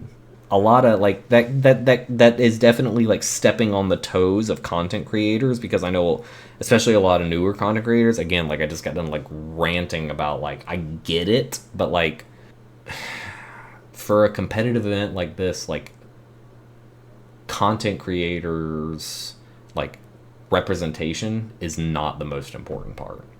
Like, I'm sorry, it's like I have to, like, as at the position I'm in, like, as a TO, like, I have to decide what is the most important part of this pack to me, and it's like it's the competitor aspect, and taking everything I have learned from competitors over the years, high level, mid level, lower level, like, taking everything I've heard from them, feedback, all that kind of stuff. Like, I had to make a decision, like, where am I drawing the line, and that was the line I drew. That being said, I don't want it to be like, I don't want to come across like I'm saying, like, oh, it has to be this way, because, like, it doesn't. Yeah, it shouldn't. Look at the Shine Pack. There's a lot of stuff in the Shine Pack that's relatively new. There's a lot of stuff in Beast in the East and Eclipse East that's relatively new. A lot of people like it. A lot of people really don't like it. Like, that's like, that's the kind of the nature of the beast. Like, you're never gonna please everybody. But that was my line in the sand, where it's just like, everything in here, people should know.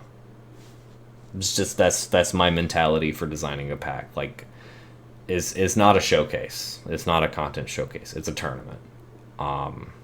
So that was my, I'm blessed to be in a position where I'm designing the pack for an event where I'm coming out of, like, ITL, where it's like, yeah, I've got a batch of 400 charts that, like, whether they're new, old, or somewhere in between, like people have been playing them. So like now they're not new. They you know, like they were, hey, people have been playing, you know, people were playing, you know, Friction Function for like 4+ months. So like, yeah, I'm gonna use Friction Function. Like, you know, why would I not? It's a good tournament 14 at a high level, and people have had 4 months to play it. Like, there's nothing, you know, they're going to come into it, they're going to, you know, Coconut, that kind of thing, you know? Hysteria, I brought it back from ITL 2023, because, like, I don't think a year is too old. A year is not too old for ITG. Like, I know there's a lot of new content and stuff that comes out, but, like, I don't like cycling out like stuff lasts longer. You know, you can have stuff last 2 years even. Like, again, going back to the precedent, like Fort Rapids, like fuck, there were some charts that hung around for 3 years in there. Same with ECFA. Until things sat around for like 3 or 4 years, like nobody was really complaining. Especially not from a high level player standpoint, because like, hey, cool, this is something I know. I can come in, I can compete on it, I can put on a show, and I have a good time. I'm not going to get, like, bamboozled because it's, like, some random gimmick chart I've never seen before. And, again, a lot of this mentality only works because, like, Storm is positioned in a place where I have the ability, I'm able to take advantage of this content pipeline that we have established. I don't want it to be a situation like Stamina RPG and ECS, where people start treating it like it is the end all be all. Because again, like going back to my initial point, like that robs you of the simple joy and learning experience and you know, like everything about why we make custom content in the first place. It's because we like it. We want to play it and we think it's fun. And I don't want people to start thinking like, oh, if my chart doesn't get an ITL, it's worthless because then it'll never appear in a tournament. And it's like, that's not the point. It's not the, like, don't make content solely for the sake of trying to get in a tournament, because you're setting yourself up for failure, because tournament organizers are going to have a different perspective on what they need going into their event. And if you make something like solely for the purpose of like, oh, this needs to get in a tournament, like, and then what if it doesn't? You know, like, this is so bad, I did it wrong, I failed, something with like, no you didn't. It's still good. You made it, you learned something from it, you enjoyed it, someone enjoyed it. It doesn't matter that it's not in a tournament. Like, it's such a bad mentality. And I know this because I had that mentality for so long. But, you know, as a tournament organizer, I have to step back and I gotta be objective and I gotta be like, you know, hey, what's gonna make the best event? It's this. So going into stuff like the division. So, like, now we've got these divisions split out, which, you know, basically, like, the less granular tier system. I kind of approached each division with a sort of different mindset. Like, low, I had, like, okay, low division needs to accomplish one thing, middle division needs to accomplish another thing, and upper division needs to accomplish a different thing. Like, that's, you know, like, because it's like, it's the same pack, but there's like 3 different things I was going for here, because there's 3 different types of players in each of these divisions. For lower division, my number one, like, my main priority was like, it just needs to be fun. It doesn't need to be like a perfect technical test. It doesn't need to be, you know, like, you know, BXF, SS, BU, all that. Like, it needs to be fun. Like, people at lower levels, like, you just want them to compete. You want them to get in, because that's how you build the game. That's how you build the community. That's how you build the competitive base. You have to make a pack that people want to play. The easiest way to do that is just put shit in that's fun. It doesn't have to be perfectly made. It doesn't have to be like perfectly technically balanced. It just needs to be fun, you know? It's got to be catchy. It's got to be fun, because like at a lower level, like, you're not expecting people to walk in and like get like trade single digit whites on like an 11 or something like it's just not gonna happen. They're not at that point yet. You want to build a pack where like they're gonna come in and be like, oh shit, I love that song, that's gonna be fun. When I first started playing competitive ITG back in Storm 2016, you want to know the only thing I remember about the Storm 2026 or the Storm 2016 pack, like as a competitive player entering lower division, like there was a Toho song in the pack. There was a Toho Eurobeat song in the pack. Like, I didn't give a shit about anything else. I was like, oh, fuck, I love Toho. Yeah, let's fucking do it. And that was it. That was the hook. Hook, line, and sinker. It was a song I liked. I didn't give a shit about whether it had, like, good crossover balance or, like, you know, this tests brackets and side switches and, like, this is a crossover not. Like, I didn't know about that stuff. Like, I didn't care. I was just like, oh, hey, I've played this chart before. I like this song. It's cool. Bam. Committed in the game. Simple as that. Is that a universal constant? No. Everyone approaches ITG. Everyone's going to get into ITG like in a slightly different situation. But like for most people, for most players, whether they're crossing over from DDR or Pomp or like they're just like, what the fuck is this weird looking not DDR? Like, you just want it to be stuff that they're going to enjoy playing. Now, that being said, again, this is a major. Like, we are expecting the best of the best showing up, even at the lower division. Like, people are going to come into this, like, they're expecting to compete.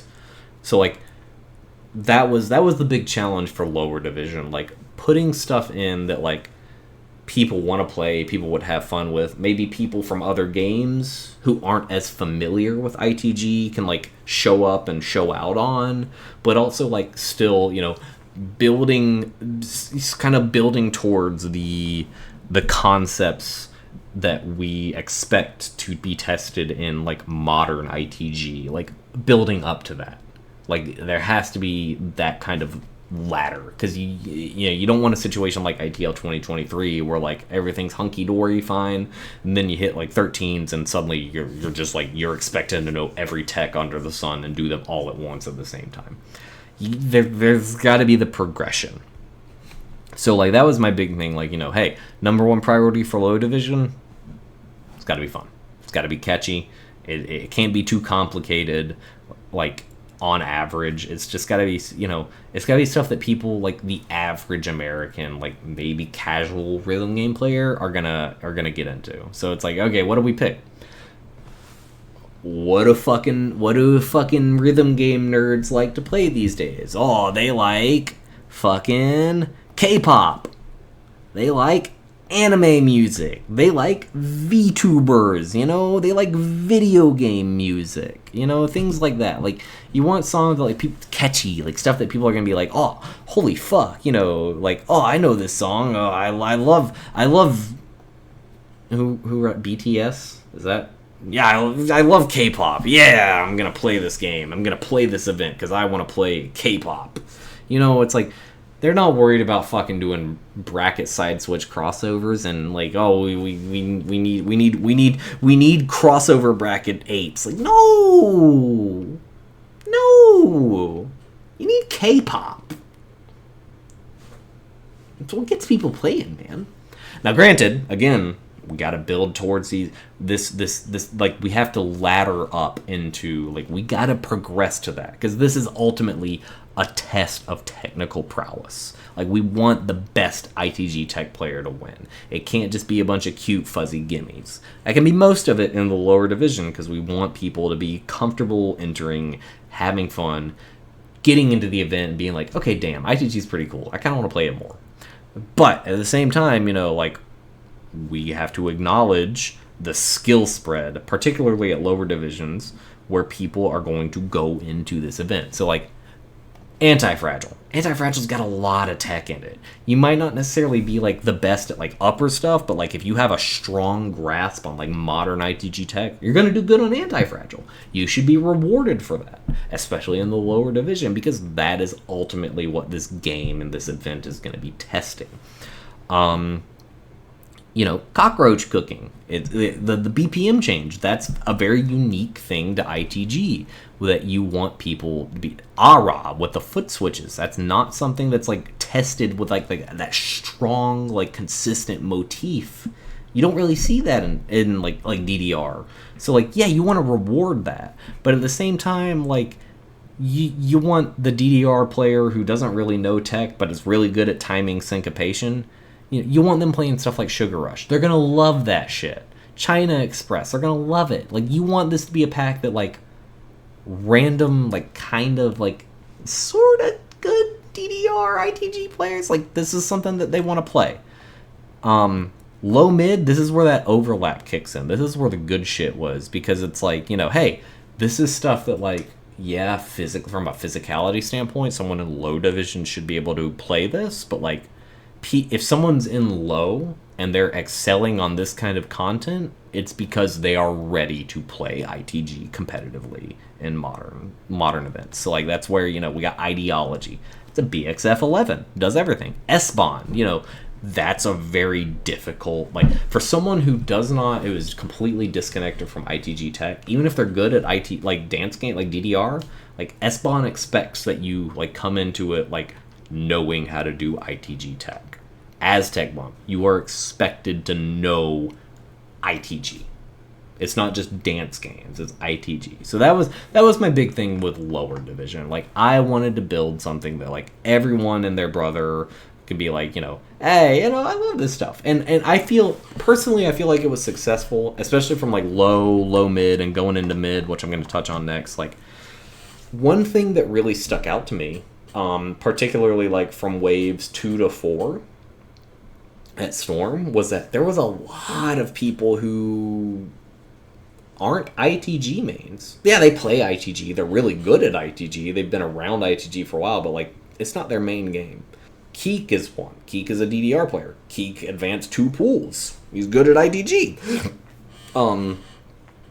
And like, I think one thing that really stuck out to me is that like, stuff like, let's see here, like Button Masher or Tesseract or Skyrocketing. That's like just that kind of like big syncopation test, like rhythm, just raw timing with a little bit of tech. That's really exciting from a competitive, like from an event like this, because like anyone can do good on that. Even if they don't know ITG, anyone can do good on that, which encourages people who don't necessarily main ITG but have good like foundational fundamental skills to want to enter. And that's fun. That's exciting. It's really cool to see, especially as from a TO, like someone building the pack. Like that's exciting to me. Like seeing people who you wouldn't expect to do well be able to potentially do well. It's exciting. It makes the matches meaningful. You can't dismiss anybody. So that pretty much was like it for like low. I was just like, yeah, this is like kind of simple, just fun stuff that people like enjoy listening to. Mid, this mid was probably the hardest division to build, because like mid, I looked at this as like, hey, this is the sampler pack, as it were. Like if someone says, hey, what's ITG tech like in 2024? Like I wanted this to be like something where like people could point to it and say like, look at middle division in Storm 2024, and it could be like, this is ITG. This is ITG tech right now in 2024.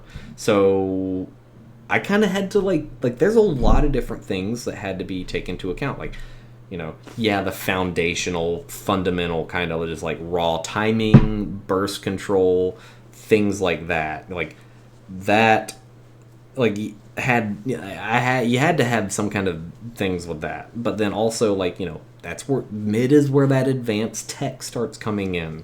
Like mid is where like, okay, if you're playing harder stuff in mid, like 12s, 11s, 12s, 13s and stuff, like, okay, you're playing ITG. This isn't like this isn't like, okay, getting lower level players, like trying to convince them just to try it. Like if you're playing this stuff, like I am expecting you to know what the game is like at this point. So that's where it's like we got stuff like even in the lower end, like the 11s, like Feel So Good. That's got side switches, like very consistent side switches. Mr. Electron. That's basically Mad Science 2.0. It does everything. Let's see what else. It's like I'm expecting people, if you're in mid, like ITG. And it was really hard to kind of build for, because like this is where like the vast majority of this is where I expected the vast majority of like people entering the event to be in, was mid. So it had to be a meaningful selection of songs for the widest demographic of players. And that's hard to account for. Again, I was very, very fortunate that I had the content pipeline. I got ITL.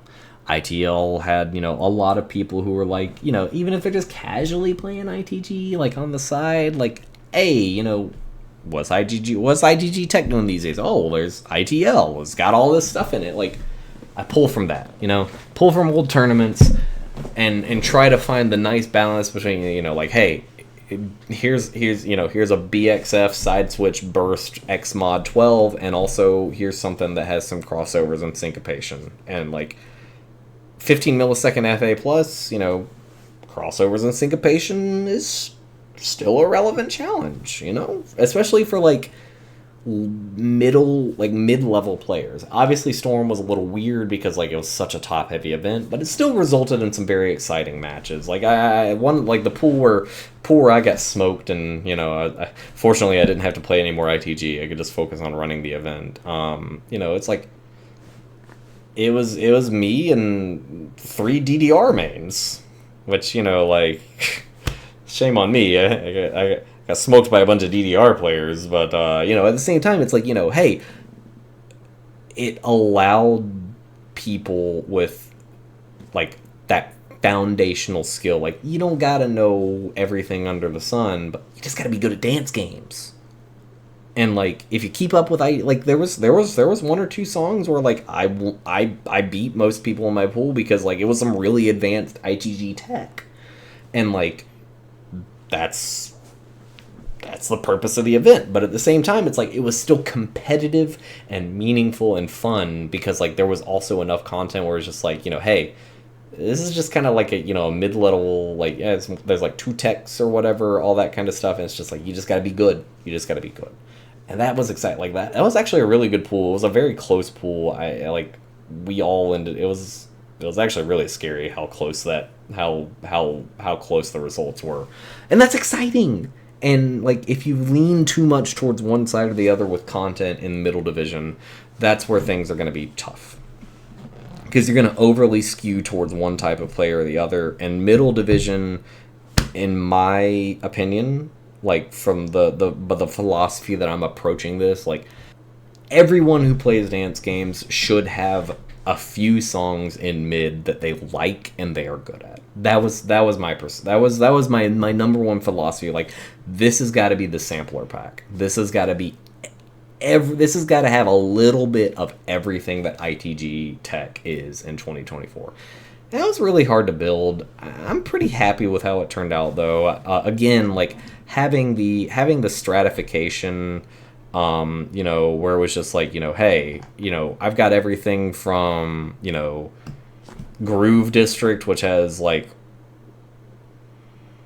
a crossover, to, Welcome to the Mosh Pit, which has everything. It's like, it was really like mid was the hardest to build, but at the same time, it was probably the most fun to build, because like I didn't really have to think too hard about it. I just needed to pick stuff that was fun to play, and it was. I don't want to convey it like I was like just kind of like, whatever, throw that in, because that's not the case. But like, I had to make sure that everything was in there, especially for an event like Storm, where like mid like waves 2 through 4 were crazy, dude. We had like We had pump mains like doing well in their ITG pools. We had DDR mains doing well in their ITG pools. We had ITG mains doing like everyone was able to find something in this pack, like in mid, that they could excel at. And like that's what I wanted out of mid was like, hey, this is going to be the bulk of the event. It's not just ITG. It's Project Storm. This is everybody. So I was just like, yeah, like I'm going to save the crazy super hard stuff for the upper end because I know the people who end up in top 16 and top 8, they're going to have it. They're going to have it down pat. Like I ain't got to worry about that. They can handle whatever I throw at them. Mid though, mid's got to be where people start like it's got to be meaningful for the people who may not be like super into ITG, but at the same time, it's got to be balanced enough that like I hate to frame it this way, but like the correct people win because like it's still ultimately an ITG Tech tournament, and ITG Tech in 2024 represents a certain type of content. So it was very difficult to build for. I was again the vast majority of the work was already done for me because I had like this is all ITL stuff. Like ITL, like I've already done the curation work. Like the team has already done the curation work. Where there's like 400 charts that like we whittled down from like 1,500 that were all like I'm not like I don't have to reinvent the wheel here. You know what I mean? And I'm very fortunate, very blessed that like ITL 2023 and 2024 had such a good like content spread where I was able to do this and not reinvent the wheel. I could just be like, this, like this is the grab bag. I can just take it. That mid-range demographic has changed compared to last year. Maybe not. There probably was less of a demographic change from last year to this year. I would say it was fairly consistent because like they were both leading off of ITL. Pre-COVID storms, I feel like the main thing that's really changed is that just in general, like the skill level of the community as a whole has increased, particularly at the upper end. That's where I go into upper, whereas like like I was saying, like people who are in upper, people who are in top 16, like especially these days compared to like 2019 and prior, like they're so good. They're so good at ITG. Like they're so good at it. They can, as long as I'm not doing anything that's like way too pad dependent or way too like jank or like just some annoying bullshit to play or like anything that's like way too skewed towards foot speed or stamina, like barring the extremes, like people in upper can handle whatever I throw at them was kind of like my expectation, and I feel like that was played out fairly well. I would say, if anything, what has changed the most from pre-COVID storms to now is that probably the skill level spread is,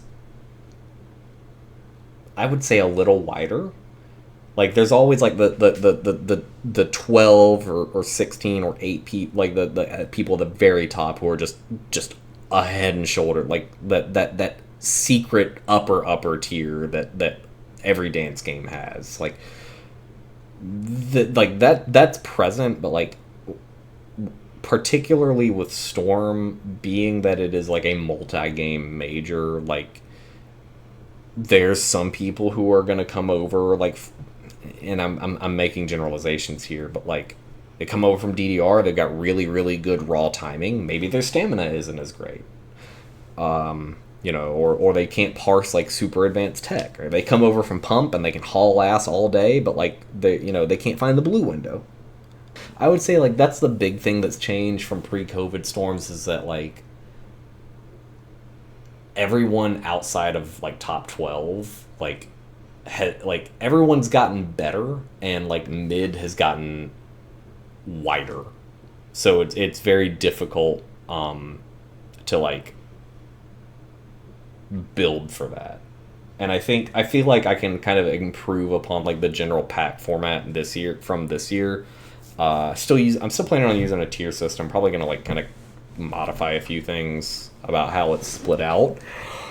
But like, for the most part, mid is in this really weird position where I can put literally anything in there and it'll be good, but at the same time, I can't just put anything in there and expect it to be good. I don't know how to describe it.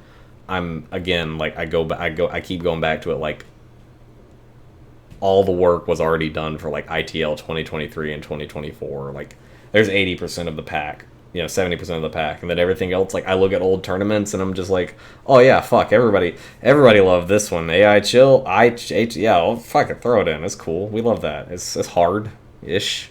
I think it's kind of hard. It goes. Brr. Mid is also where like I wanted to kind of start feeling a little more comfortable introducing new content, as it were. Like it's already released, but like maybe not in tournaments, or and like no C mod stuff or like revivals, because it's like hey, if you're in mid, I'm expecting that either one, you are connected enough with ITG to like recognize where new content is and all that, or two, you're good enough of a player where like you're not going to get caught off guard by it. You know what I mean? So it's like that's where that's why I was like Halo. I thought Halo was an extremely overlooked file from Spittlewinkle's Dexterity. Song's a fucking bop.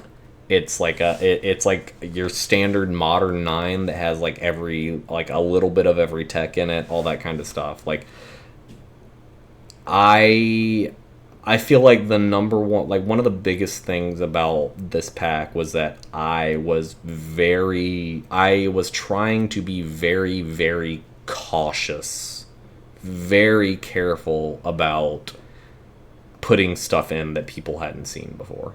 Like I was saying earlier, like I wanted everyone to come into this like ready to rock, highest level of mastery possible. That being said, like I'm also trying to pay attention to things ahead of the event and like make these decisions based off of that. Like I needed a 9. I had already done for Storm 2023. I had already done like a lot of work looking through like dozens of packs, finding like tournament potentials. That's where I found Halo. I was like, I need a BXF9 for mid. Perfect.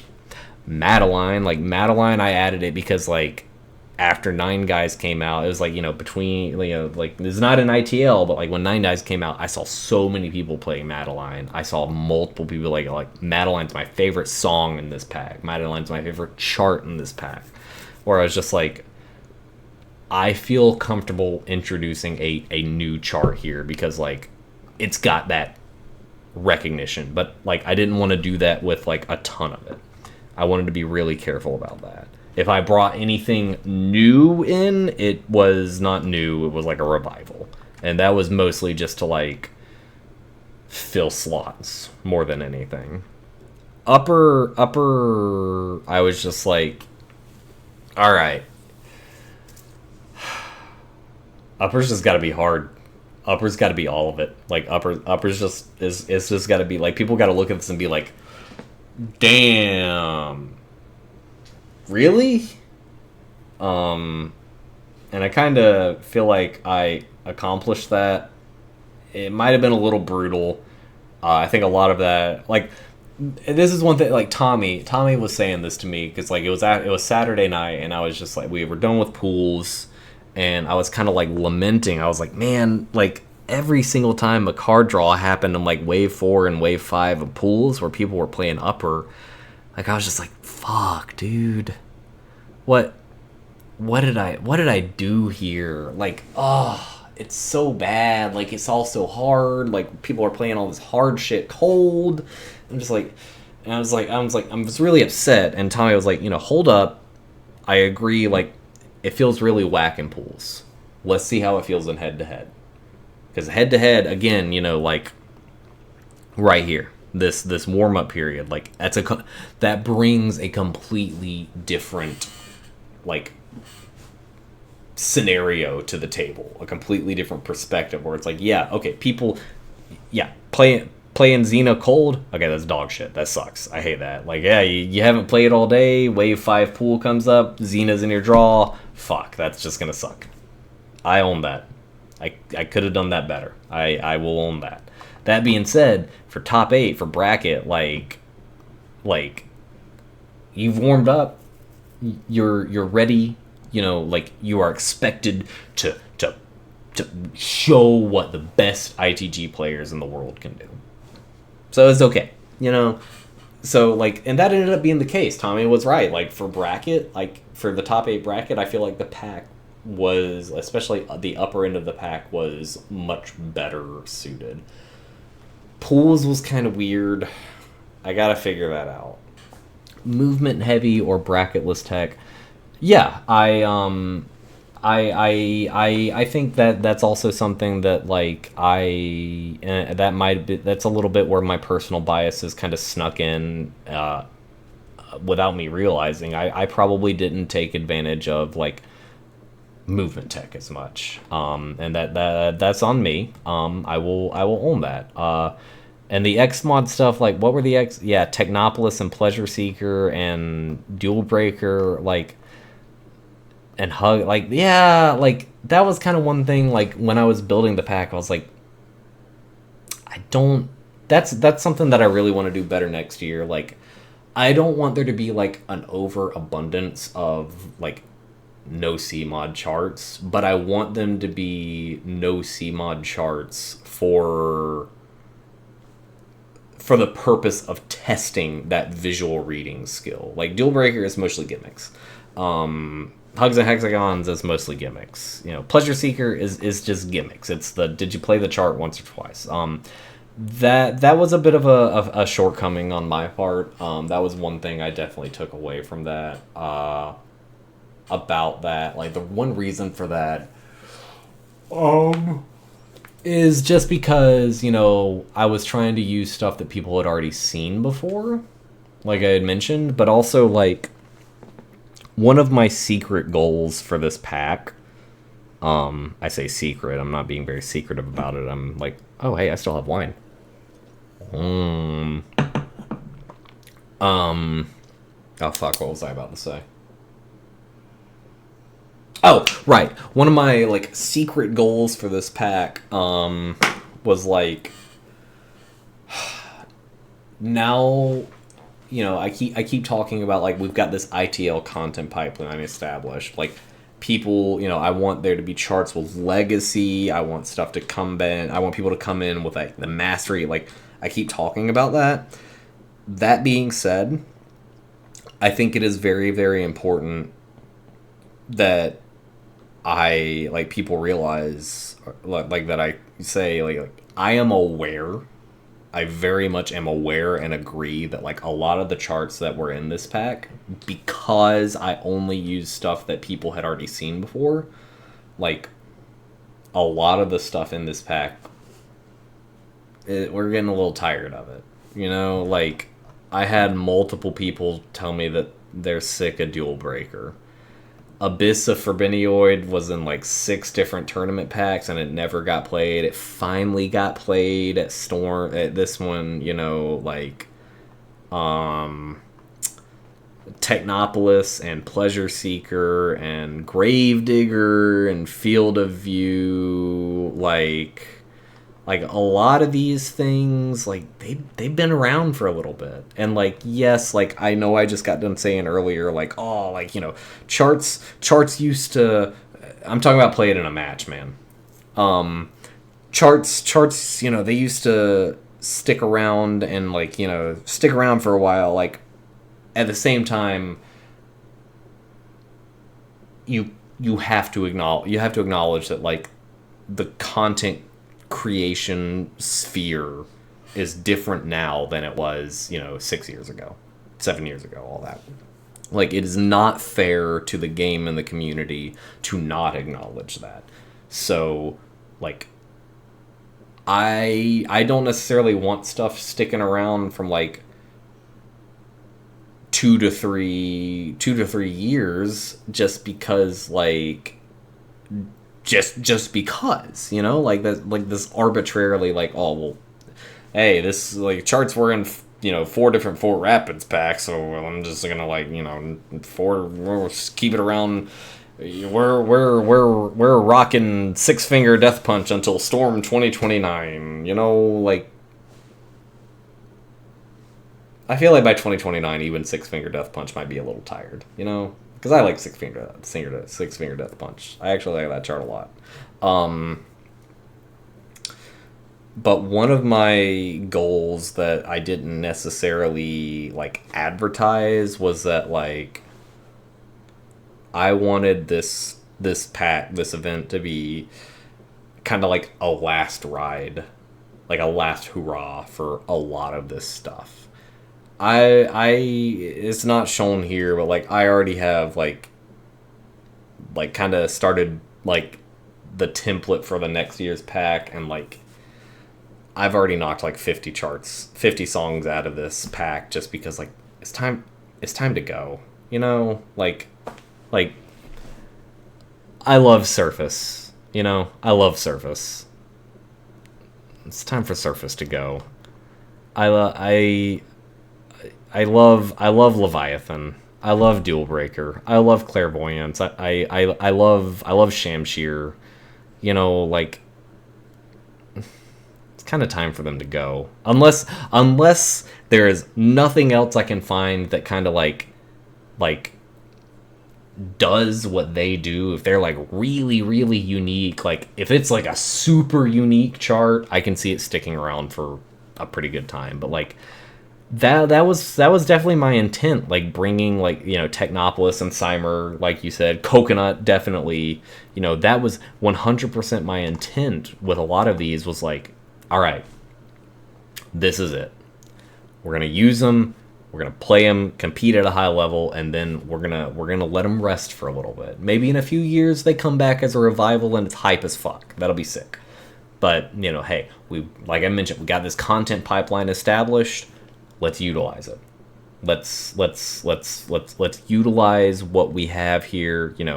We can let things stick around for a couple of years. Like I like the whole like and this isn't official by any means, but like I like the whole like 2-year kind of content span.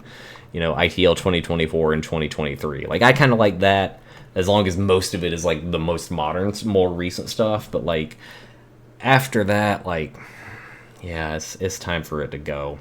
So that was definitely like one of my goals for this was like, all right, some of the stuff that just needs to go, we're using it, we're giving it one last ride, and then it's gone.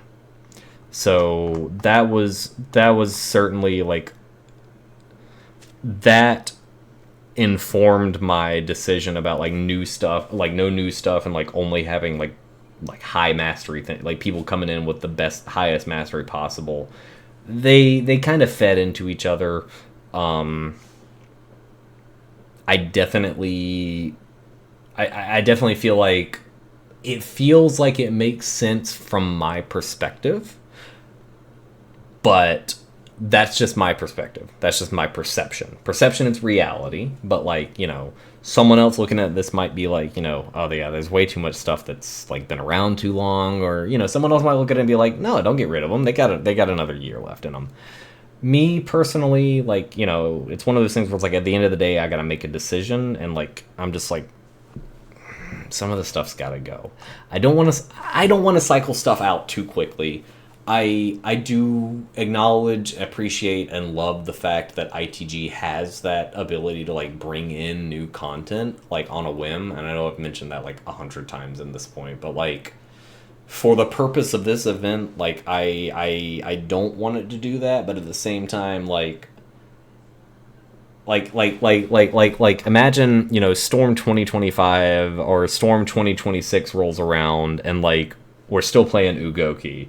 Like I love Ugoki, but like I'm kind of done competing on Ugoki. Like if I play Ugoki, it's cuz I just want to play it, not because it came up in my card draw. Like let's get some new stuff in here, you know what I mean? And I think the most important thing for me to to acknowledge. And I guess this is saying it publicly is like me trying to be making people hold me accountable. Like I'm still learning. I'm still trying to find the balance. I'm trying to find that happy medium. And like everyone, I'm not gonna please everybody. I know there's a lot of people who really like seeing a ton of new content coming in, and I know there's a lot of people who I've talked to who like they don't like new stuff. They want to be tested on the same stuff for several years, and it's like I feel like I never really took. I always took for granted what it's like being in the position of TO, like building this pack, and like it's trying to find the balance between like putting my foot down and saying like, no, fuck you, we're not doing that, but also like saying, this is what the players want, this is what the people who are competing want. Because like ultimately, if they don't want, if they look at the pack and they're just like, fuck, I don't want to play that, the event's not going to be a success. Because that's what this ultimately, like, this pack is the vehicle by which I say, hey, let's come play ITG. Let's see who's the best at ITG. Come the fuck on, Come on. Money match me, $5. Money match me on Surface, $5. I think next year's Storm, I'm not gonna be as rigid for like only using like old stuff. Like next year's Storm, like I might try to introduce newer things that maybe not necessarily were in ITL, like nothing unreleased, but like if there was a pack that came out like mid ITL or something and it's got something that's like a bop in it, like I might try to cycle in some like newer content, because like I think a few new things are good. I feel like it's healthy. It keeps people on their toe, right? But like I like my that like, again, like it goes back to my primary goal. Like at the end of the day, I want everyone to come into this event and be like, I can kick ass here. Like there's nothing's gonna catch me off guard. I'm ready to rock. I'm gonna play some good ass ITG. But at the same time, like I want to like people play good, like people want to play good ass ITG. Like I want the people like in mid and lower division, or the people watching at home, people spectating, to be like, oh fuck, this is so exciting, I haven't seen this before. I don't know, it's hard, man. I feel so lucky, so blessed to be in a position where there are people who trust me to be the TO for an event of this like caliber, and like I just want to put on good events, and at the end of the day, I think it's important for me to acknowledge like good event is subjective. Everyone's going to have different ideas of what is a good event or not. And two, like it's always a learning process. Like I'm almost I feel honestly a little embarrassed about like how frankly arrogant I was in the past, like several years ago, where like I just took for granted the amount of effort that goes into building events like this. Even just like I'm not even building the event. That's the Steven and Jabali and all that. I'm just putting packs together and like TO and like it's very humbling to realize how much goes into like it's easy to run an event. It's hard to run a good event. And I just want to keep running good events, man. And I think ultimately, like, it's just kind of in my nature where I'm gonna play things a little safe for an event like this, because, like, I don't like failure. Nobody likes failure. I want to play it safe. And I'm just gonna do stuff that I feel like is more comfortable. But like every time one of these things gets done, I'm gonna sit down. I'm gonna look back at it and be like, all right, I did a lot of stuff right. We all did a lot of stuff right. We can be happy about that. We can celebrate that. But, hey, what's important? What did I do wrong? How do I make it better? And I think, I'm very fortunate that Storm 2024 had the vast majority of things go well, and a lot of people really, really enjoyed it. But it was very obvious, where things did not go perfectly, or exceptionally. And hey, on the one hand, I got a year to make them better, but on the other hand, I've only got a year to make them better. That's pretty much all I got. Everyone say thank you, Sujit, because if Sujit had not let me borrow his tablet to run the card draw and punch in scores from the while standing in front of the, holy fuck, this tournament would not have run as well. Oh, the new advice for TOs: get a cheap tablet that can run Google Sheets. Oh, bless. That was so good. I'm just haha, I can do this stuff from, this is right there. I can look at matches and do the I have a use case for tablets now. Wow. Finally. It only took 13 years, but I have a use case for tablets. Anyway, yeah, I'm getting kind of tired. I don't know really what else to say. This is a whole lot of rambling. I'm really grateful that you guys stuck around and listened to me ramble on. I think at the end of the day, I hope that folks enjoyed sitting around listening to me yap, but I also hope that at least one thing I said was not even beneficial, but just insightful, because if there's one thing, I think the biggest thing that I've been learning, not just with ITG, but life in general, is that perception is reality, yes, but there's millions and millions and millions of people who all have their own perception, and there's a lot of insight you can get just from trying to see, trying to understand how other people are viewing something. And the challenge to overcome is, being in charge and putting on something that the vast majority of people are doing, something that they'll enjoy and make them want to come out next time, or making new people come out damn, watching the VODs, they're oh, I gotta make it out the next one, that's the goal, so thanks, y'all. I'm fucking tired. There's Hank, he's also tired. Thanks for watching. Good night.